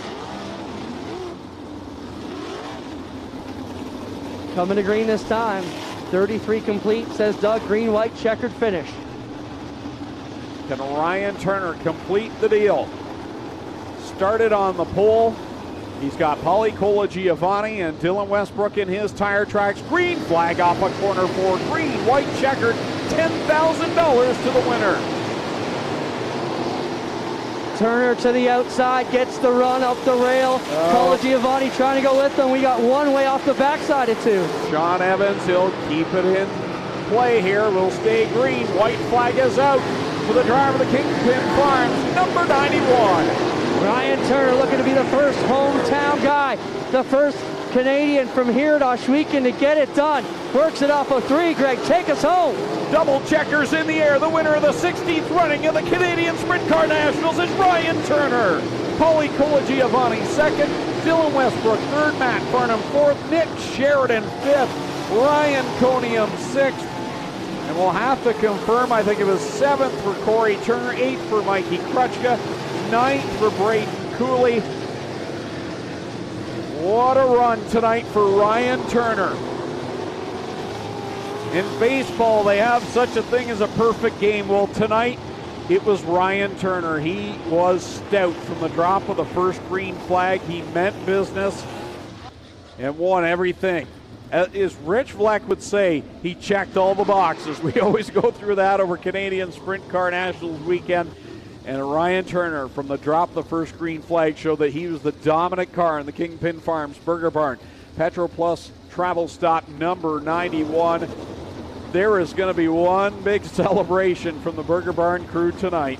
$10,000 going to that man, Ryan Turner.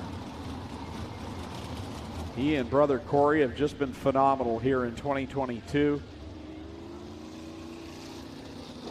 Dylan Westbrook will head down to Quick Victory Lane. Corey Turner will not get to park it there, but he's going to come celebrate, no doubt, as Lone Wolf Fireworks lights up the sky over on Highway 54 here on the way in to the Speedway. Check them out for all your firework needs. And the drone's going to get right in the thick of those fireworks as we bring in Paulie Colagiovanni down to Quick Victory Lane. Dylan Westbrook there, third place finish for him.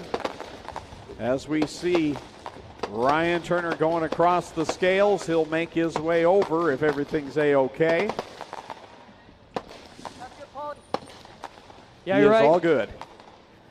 So he will make the scale weight and come on down here. Ryan Turner makes it happen.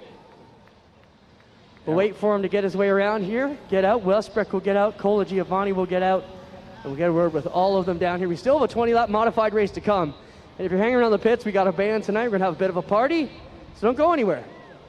Great night of racing action. And amongst the top five, how about Nick Sheridan as well, the youngster, the rookie, who just looked so good as soon as he got in behind the wheel of a crate sprint car now. Moves up to the 360s, got on the podium last week with a second place run. And then a fifth place in this field here tonight. Great job by the Sheridan crew. As there we see the winner. He's getting pushed out. This is going to be some sort of celebration. The Burger Barn team just chomping at the bit down there to celebrate with their winner, Ryan Turner out of Dunnville, Ontario, $10,000 richer. Jay and Celeste Hill are going to be proud owners tonight. You think that crew's excited just a little? Laura Hughes is going to get her picture down in Victory Lane before she gets married to Mikey, but sorry, Mikey wasn't the one in Victory Lane, Laura.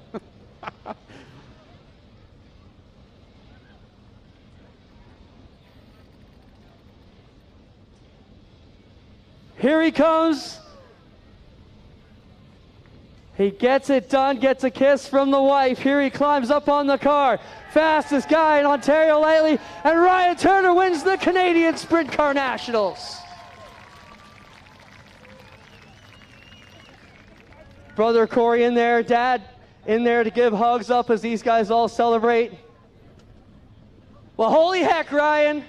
When we put Burger Barn on the Canadian Sprint Car Nationals tonight, I'm sure Jay was dreaming about this, but you made it come true for him. You brought home the Canadian Sprint Car Nationals, buddy. I think Jay helped me out because I can't seem to get a win when he's here. So, you know what, I can't thank Jay and Celeste enough. They stuck with me when I wasn't so good in 2018, 2019, and now we're running up front all the time and winning my biggest race I've ever won. I was a little worried with that caution with 2 to go because I knew I was getting through the lap cars pretty good, but I didn't know after where the guys were running. I just stuck to my line and made it happen. I like to thank my wife, Jenna, everything she does, everything she helps you out with. My crew, they've been killing it. We even had a guy, I won't name his name, he was at the shop before us this morning at 8 a.m. after a concert. So, you know, these guys have been killing it all year, and this is where it pays off. We kind of tried something last night, we struggled, and it paid tonight. I also got to make a shout out to Mikey and Laura getting married tomorrow, so I might cut the celebration a little short. So, good job, Ryan. Congrats, man. I'd just like to thank Kingpin Farms, Burger Barn, and Petra Plus. Jay, we're bringing some money back from tonight for you. Awesome job. How about it, folks? Ryan Turner wins the Canadian Sprint Car Nationals. We'll get him in there with the big check. We got to get his big trophy, too. We'll talk to Paulie Colagiovanni, too. Paulie, welcome back to Ohsweken. You know, solid run. You'd like to be a bit better, but in the end, you got it done, man. Second, still a great payday for a return. Yeah, absolutely. I'm really proud of our progress here. We ran runways here, and we're the second runner-up. So I feel we were just missing a little bit of right rear bite, and hopefully for the next Nationals, maybe we can tune that up and get the win. Awesome job, Paulie. Good to have you back. Thank you. Paulie Colagiovanni will grab second. I'll get over to third in just 1 second. There is a big crowd down there in Quick Firestarter Victory Lane as the Burger Barn team celebrates Ryan Turner's victory. Clint's going to catch up with Dylan Westbrook here in a minute. And Dylan, he's had a lot to celebrate himself as the hardware. Clint's got the hardware. He's doing double duty down there, handing out those huge trophies.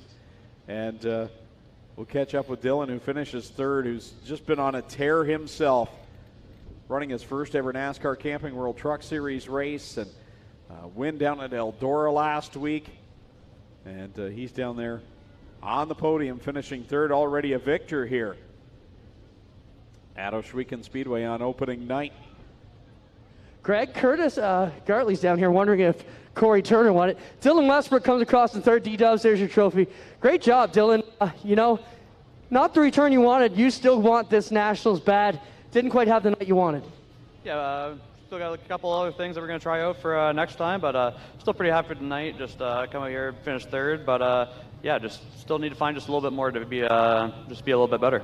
Right on, Dylan Westbrook. We'll be right back live here on G-Force TV to talk to Curtis Gartley, and we'll watch the celebrations continue on here from Victory Lane.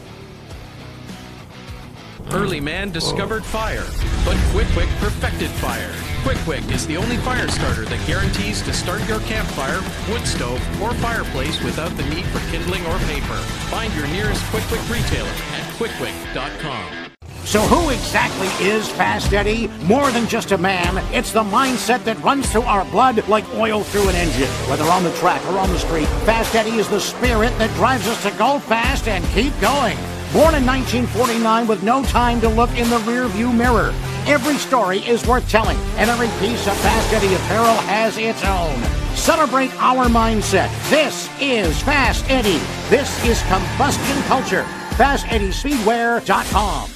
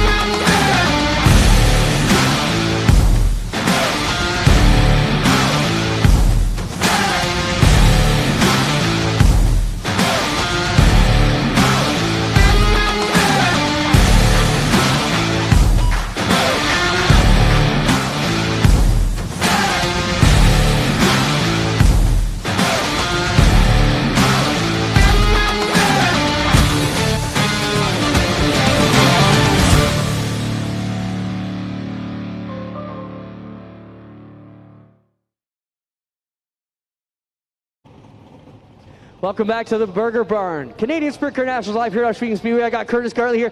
Curtis, we have a award in memory of your dad, hard charge out of the B, and the A, and Corey Turner got it done. So first off, quickly, why the award, and how cool is it to have Corey win it? My dad always loved watching the guys charge up from the non-qualifiers, and lots of bench racing and talking about guys that did it.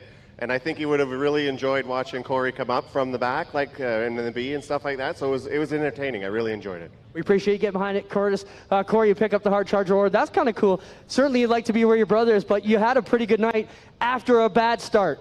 Yeah, that's sprint car racing. You know, we were racing hard in a heat race. We wanted to be in the dash, and just got clipped with the 88 and broke the stud on the tie rod, towed out a mile, and we couldn't continue. But car was good in the B. We were just a little snug in the feature, and you know, we didn't have enough cautions to get there. They said my brother was right on me trying to lap me, but I would have backed off a little bit. Had the board been working, I would have probably let him go. But no, really cool that Curtis put this on for his dad. His dad was always around the track, pushing him around in the Gator. We all know who he was. So you know, very appreciative of this award, and you know, big thanks to you guys for putting on 10 grand to win tonight. Didn't get a lot of guys with the border, but I heard the race was great, and there'll be some more heavy hitters here in August for the next 10 grand to win show. Thanks, guys. Thanks, Curtis. Thanks, Corey. That'll wrap things up from Quick Victory Lane here. We'll send it up to Greg as we get ready to go and finish things off here. Modified race, and then a big fireworks display still to come. We got a major one to come tonight. You're not going to want to do that. Greg, what a wild night so far. One more race to go. Finishing order for tonight's 35-lap main event for the 360 Sprint Cars. Ryan Turner, your winner over Paulie Colagiovanni. Dylan Westbrook, Matt Farnham, and Nick Sheridan in the top 5. 6 through 10, Ryan Conium, Mikey Krutchka, Corey Turner, Braden Cooley, and Mac DeMann was 10th. 11th, Mitch Brown. 12th, Jake Brown. 13th was Todd Hoddick. 14th, Travis Cunningham. 15th, Josh Hansen. 16th, Jim Hoopinen. 17th, Aaron Turkey. 18th went to Holly Porter. 19th, Sean Evans. And rounding out the top 20 was Jacob Dykstra. 21st through 25th, were Bailey Hurd, Tyler Rand, DJ Christie, Glenn Stiers, and Liam Martin. And then rounding out the finishing order, Dave McKnight Jr., Jared Zimbardi, Ben Silker, Jamie Turner. And that was the running order for tonight's 16th running of the Burger Barn Canadian Sprint Car Nationals. As Clint said, one more feature to go and some fireworks, courtesy of Lone Wolf Fireworks. 20 laps tonight for the 358 modified. Starting on the pole out of Fort Erie in the 18R, that'll be Brad Rouse. To his outside from St. Catharines, the 28, Todd Gordon. Starting in third from Kingston in the 3RS, it's the Pocket Rocket, Danny O'Brien. And going from fourth from St. Catharines, the 37S of Gary Lindbergh.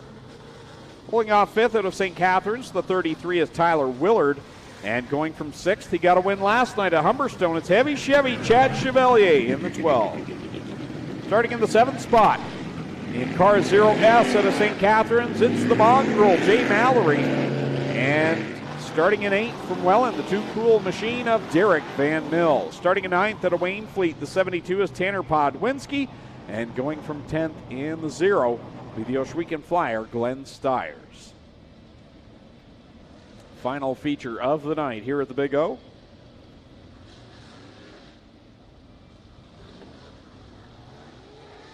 Brad Rouse starting on the front row, and boy oh boy, his night did not go well last night as all chaos broke loose down in corner number 3 on that first lap, and Brad was just wrong place, wrong time. He had nothing to do with it, but got collected and broke the front end of that 18R. He's on the pole for this one, so hopefully he'll get more than that 3/4 of a lap in here as we drop the green flag for the small block modifieds. Hay truck pulls off on the backstretch. Rouse and Gordon will bring us to the green flag with O'Brien and Lindbergh back there in row 2. Willard and Chevalier row 3. Ready to go. Final feature of the night for the small block modifieds. Brad Rouse gets on the go pedal with Todd Gordon working the outside. Danny O'Brien bottoming out as they work it around the inside. Brad Rouse has the lead, but here comes Todd Gordon, and that Blue Moon Potatoes 28 shoots to the outside. He'll grab the advantage down into corner number 3 as they all head down to the bottom. Todd Gordon with a good lead over Rouse here as they get back to 1, 2 by 2 for place number 3. Still looking for some of that moist clay as a lot of them hanging around down along the wall. Todd Gordon leads the way over Rouse. And then it's side by side with O'Brien and Lindbergh. Here comes Chevalier now to the outside of the 3RS. Working it back here on the inside is the O'Brien machine. Look at Chevalier go to the outside. Tries to make it 3 wide on Lindbergh. Chevalier will take the 4th spot. Now working to the outside of Lindbergh. Now they come off of corner number 4. Shuffling back to the 6th spot now is O'Brien in that 3RS. So it's Gordon, Rouse, Lindbergh. Look at Chevalier. He's getting it done on the outside. Well, he ran great last night. Picked up the feature win, trying to back it up here with a win. Ran Sportsman quite a bit here in his earlier days and looking good here as he comes to the outside of Brad Rouse. And he is powering his way to the front. The winner last night at Humberstone in that Rick's delivery, number 12. He's got the 2nd spot. Rouse digging back on the bottom, but starting to close the gap on the leader is Chad Chevalier trying to reel in Todd Gordon. Gordon on the bottom. Works into the lead spot, holding good. 12 of Chevalier trying to make it work on the top. Down the backstretch they go, side by side into corner number 3. Gordon still working the bottom, but Chevalier's making it work in that middle lane. And he'll get by for the lead. Trying to battle the top side of Chevalier. Gordon coming back to the bottom as they work it off the inside lane. It is all Chevalier now with Lindbergh giving chase. Yeah, Lindbergh closing the gap on the top 2. Back there in the 4th spot's Brad Rouse, and he's got a back end full of Danny O'Brien and Tyler Willard trying to get by. Willard slides it down in low for the 4th spot. Here comes O'Brien down the hill trying to get back into the top 5. Gordon holding on to 2nd, trying to make that move, and you're right, O'Brien trying to get the line on the inside to make it work, but can't do it. Willard will take the spot and hold on to it, but it's all Chevalier up front. Chevalier, Gordon, here comes Lindbergh with a great run off the 2nd corner. He's now seeing what Chevalier did on that higher lane. He'll work to the outside of Gordon and now take the second spot. Gordon fading back to third, but he'll sneak it back on the inside with Lindbergh trying to come back around the outside in the 37S. Cross flags this time by 10 laps left to go for the 358 modified. Chevalier looking to go double here in 2 nights here on G-Force TV after the win last night. Podwinski will pull it off into the pit area. Still Chevalier. And yeah, tough break for those guys to put it through here. Chevalier, Lindbergh, Gordon, Willard, and O'Brien. Brad Rouse fading from the top 5 there once Danny O'Brien got by. He drifted a bit back. Now O'Brien trying to reel back in. Tyler Willard as he's trying that outer line. It's not right out to the outside, more the middle of the track, and it worked for Chevalier. And now those 2 drivers there trying to make it work. O'Brien and Gordon moves up a lane. Willard into third. Good run for Tyler Willard. Grabs that spot on the bump into 3, just setting these cars sideways.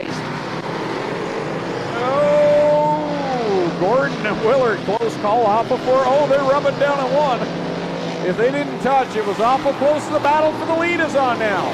Yeah, Lindbergh has been running so good. The only guy better than Matt Williamson this season has been the Lindbergh 37S, and he comes to try and take one away here from Chevalier. Oh, major flip! Oh. Todd Gordon, hard wreck down the front straightaway. That'll put us under the red flag. That was a hard hit and lick on that concrete wall on the front stretch. Let's make sure he's... Tough rollover for Todd Gordon. See him lifting the visor on the helmet. That's a great sign.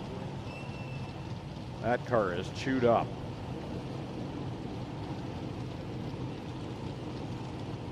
Under the red flag for Todd Gordon there in the Blue Moon Potatoes 28. Safety crew right there, pulling the steering wheel out and talking to Todd.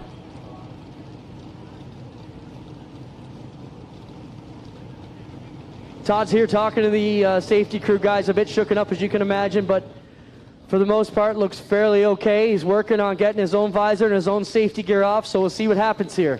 Folks, if we can get you to stay back from the fence area, please. We understand the car is contained within the fence, but if there's any fuel leakage or anything like that, we'd please prefer that you step back from the fence and keep safe, please.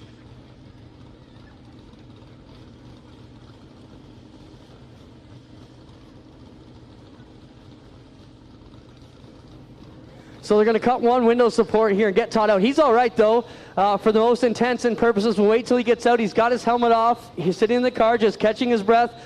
We'll let Susie and Dad know over there in the pits. He's pretty much A-okay. We're just getting him out and have him say that himself here.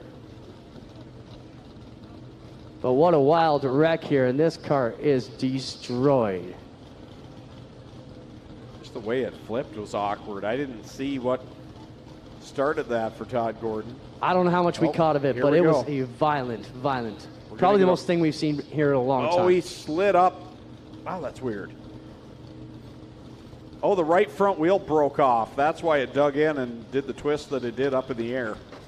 He got up into Danny O'Brien. I think they touched as they came off of 4, and then it looked like the right front snapped off and the car dug in. We're going to have another look on the wall cam. A little fuzzy because we're zoomed in on it, but Todd's the last car into the frame, and right there, yeah, the right front's gone, and it starts his car spinning, so the wheel is a little bit farther down the track. Yeah, you can see it just the exit of corner 4. It's sitting down there, so wild ride for Todd Gordon.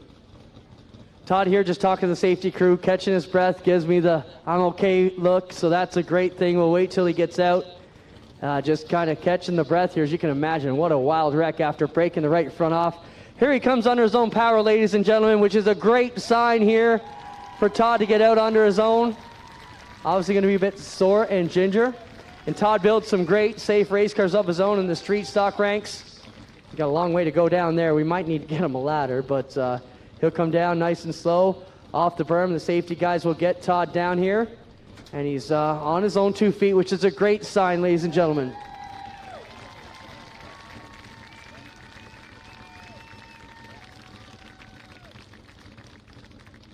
Wild ride for Todd Gordon, but so good to see him out of the car and able to pick up some scraps off the track and throw it up on the wall there. So he's just catching his breath.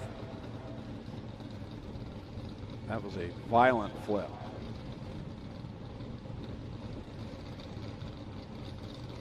I got him here, and Todd, we hang out enough so that I can figure I can get in your face after something like that. You said you're good to go.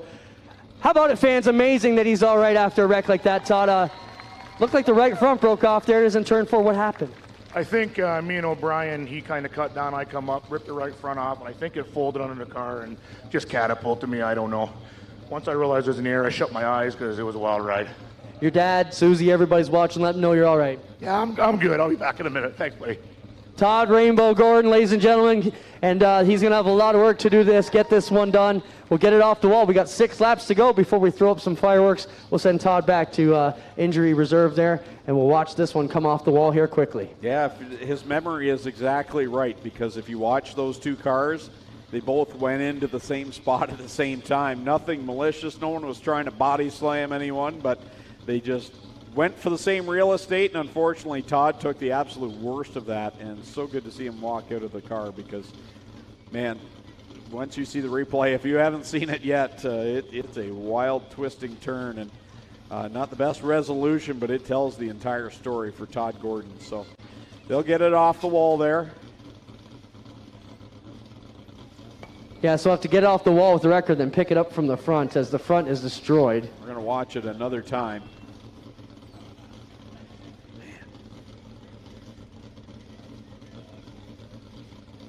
And that wasn't your typical barrel roll. At one point, it's kind of twisting in the air and taking violent turns.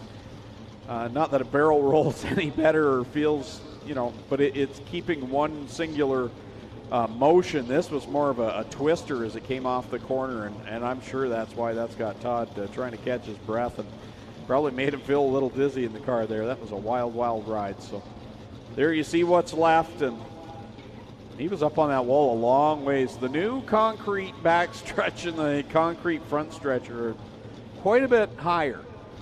The first night here on opening night, I went down like usual the end of the night, just ready to jump on the track, walk across over the pit barn, and it was a lot farther drop from the top of the wall when I jumped down. I thought I was going to break an ankle.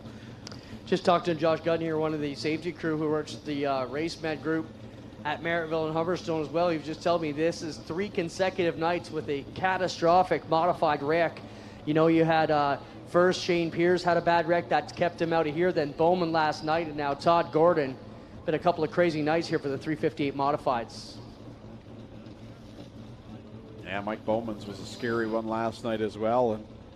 And, Clint, you talked about earlier on that for Mike Bowman, you don't expect the flip to happen in the modified race. You expect it to be in the sprint car race. But the last 2 nights, we've seen some wild ones in the 358s. And, boy, look at that car. Looks like the top bar there, and the cage has got a bit of a bow to it as well. But it did its job and kept Todd safe. Again, don't forget, tomorrow night, G-Force TV will be live from Delaware Speedway, just outside of London, Ontario, for the running of the APC Series and their next event on the 2022 schedule. So we'll be there live on G-Force. And I'll be pinch hitting for Adam tomorrow. I don't even know what is start time, Spencer. Do you know that? On air 6:15 tomorrow night. So I should be there sometime before 6:15 is what you're saying, Spencer. I think I told you 4-ish should be okay, right? I thought you said 6:15. No. 6:15 with ice cream. Oh, well, I'll be there at 2:30.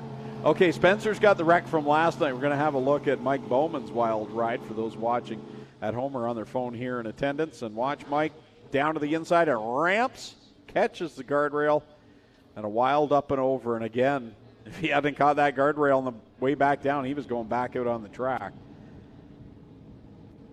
So 2 very heavy collisions in the small blocks in the last 2 nights, and the field has been thinned yet again here tonight. Looks like we have 7 left on the track. As right before that happened, one of the Stiers cars was pulling off. I'm not sure if it was Jay Mallory or Glenn Stiers. I can't see from here whether or not that's the 0S or the plain 0 out there. It looks like it's Glenn still out there. Jay Mallory, I think, has taken a pit side.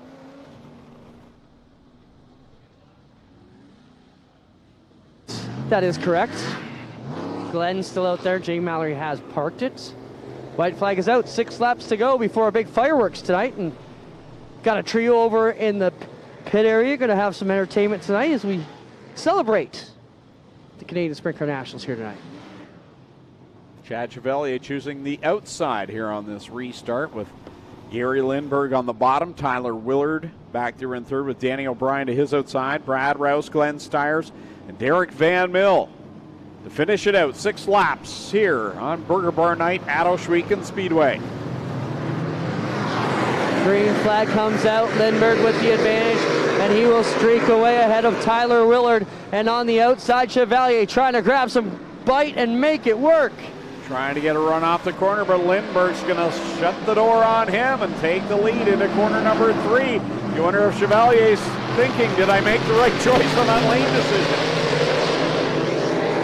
Lindberg rolling to the bottom of 1, and now O'Brien coming into the battle, trying to get up to make it 3 wide for second. It was that outside lane that worked for Chevalier that got him to the lead. Now he'll work down to the bottom side to try and reel back in Gary Lindberg. The fight for third is Tyler Willard and Danny O'Brien. Wow, O'Brien right up against the wall as they come around into one more time. And now Lindberg really streaking away. No battle as Chevalier fades back a little bit more. Yeah, Chevalier now will start to feel some pressure from Tyler Willard, who's working that inside line on him for the second spot. Lindberg out in front, Willard second now. Past Chevalier, here comes O'Brien to his inside. Coming with 2 to go. Leader is all alone, but the battle for second is where it's at between Tyler Willard, Chevalier, and the 3 of Danny O'Brien. Down into corner number 1 with 2 laps left. Gary Lindberg, Tyler Willard, Chad Chevalier, and Danny O'Brien as they work it down the backstretch. This time by, it'll be the white flag for Gary Lindberg as he tried to close the gap last night. Couldn't do it. Looks like he might do it tonight. One last time to close off July 1st. Canadian Sprint Car Nationals presented by Burger Barn. And it's going to be the modifieds that are going to put the finishing touches on the track. Here come the Lone Wolf fireworks, and we're ready to call it a night. Lindberg grabs the checkers. Second, Tyler Willard. Third will be Chad Chevalier over Danny O'Brien, Brad Rouse, Glenn Stiers, and Derek Van Mill. Gary Lindberg heads to the pit area to go across the scales, and then we'll talk to him down at Quick Victory Lane. I know his mom, Wendy, was not able to make it to the racetrack this weekend. She checked. Are the races on G-Force? Yes, they are. And Wendy, I know you're celebrating right now at home and watching these fireworks, and we're about to see Gary down in Victory Lane here in just a little bit. Tyler Willard second, and Chad Chevalier, last night's winner, crosses the line in third. Danny O'Brien, 1 spot short of the podium here in his first full race at Ohsweken Speedway. There we see the shot of Gary Lindberg over in the barn, talking to Kelly Hallett.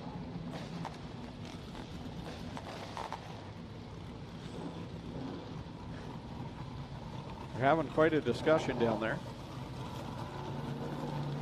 More fireworks going off. I want to thank again Lone Wolf Fireworks for bringing us this light show here tonight. Gary Lindberg through the barn and on his way. The Quick Victory Lane to talk with our Clinton Jeffrey. So again, 6:15 tomorrow night on the air for the APC Series at Delaware Speedway. We'll be back here next Friday night from Ohsweken Speedway, 7:30 start time. So make sure you join us. If you're not able to be here in person, you can check us out on G-Force TV as well. Next Friday night, it's Bicycle Night. And if you've never been here on Bicycle Night, the teams bring a ton of bikes. I'm talking close to 100 bikes that get given away to youngsters next Friday night. So if you're a youngster that wants a brand new bicycle, you got a pretty good chance of winning one next Friday night if you're here. The odds are pretty good. Not going to guarantee it, but next Friday night, it's Bicycle Night here at the Speedway with all 4 of our regular divisions. As Gary Lindberg will park it down Quick victory lane, and he'll talk with our Clinton Jeffrey. Lone Wolf fireworks lighting up the sky over there as we celebrate another Canadian Nationals in the books. Down here, the modifieds in victory lane to wrap things up. We'll get a talk with Gary Lindberg, Tyler Willard, and Chad Chevalier in just a moment's time as the fireworks continue to go off.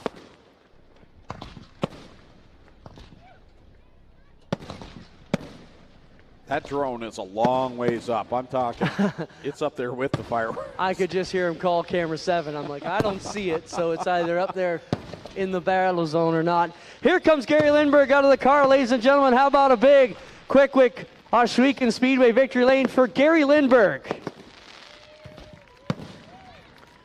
We're going to talk with Gary here. Gary, you know, a couple of crazy nights, some wild carnage. First Bowman last night, Todd Gordon night, but your car's in one piece and you're taking home the check tonight. Yeah, you know, we've had some bad luck lately. I've made some mistakes lately. Feels good to finally get one. Had a good race going with Chad there before the caution came out. Hope Todd's all right. It looked like a bad wreck. He's pretty good. Lost the right front. Anybody else you want to thank for coming out here tonight, Gary? I want to thank all the guys for helping out. The whole crew, everyone worked hard on it. They had to work last week, all week, to get this thing put back together. Bicknell Racing Products reclipped it. You know, this is a hell of a facility to come race at. We could come here. Thanks, Gary. Gary Lindberg grabs the win. We'll get over here and talk to Tyler. Tyler and Chad. Tyler, another solid drive for you. I mean, this is 2 races here recently. 2 times you finished on the concrete here in Quick Victory Lane. Not the position you want, but still great finish to your night. Yeah, I mean, Gary and Matt are the 2 fastest guys on 4 wheels right now in our division, so to finish runner-up to them is a good deal. I just got to thank everybody that helps us on this race car. Kevin and Joe helped me thrash all week and all day because we had a lot of damage after last night, and I can't thank those guys enough. I got to thank Tara and all my sponsors, Willard Concrete and Hitchman, Niagara Formworks, Cale Granton, the Lydiard Group, C. McPherson Trucking, Guy McPherson Haulage. I mean, they all make it come together, and I can't do it without them. Right on, Ty. We appreciate it. We'll get over here and talk to Chad Chevalier. Chad, we caught you last night with the win, but tonight, not too bad. 3rd place, still a decent payday, and your car's going home 1 shot. Oh yeah, it was fun out there. It was pretty tricky. I had to hit the right line, and I don't know if my tire went away there it got cold on that restart, but these guys were able to get by me. It's good clean racing with them. Hell of a job. Just glad Todd's okay. Thanks, Chad Chevalier. Chevalier will finish 3rd. Willard will be 2nd. Your winner, Gary Lindberg, gets it done tonight. Greg, pleasure working with you. We got the Nationals in the books. We'll send it up to you to take us home. Thanks, Clint. That will wrap it up. Congratulations to all our winners here tonight. And don't forget, tomorrow night, 6:15 on the air from Delaware Speedway for the APC Series on GeForce TV. It's going to be another good one from there at that fast half mile. Tune in. Go to GeForceTV.net for all the information. And don't forget, be back here next Friday night, 7:30 start time, bicycle night here at the Big O. So that will wrap it off. On behalf of all the ownership here at Ohsweken Speedway, the staff and officials, and on behalf of Clinton Jeffrey, I'm Greg Kellman saying so long. We'll see you next time here on GeForce TV.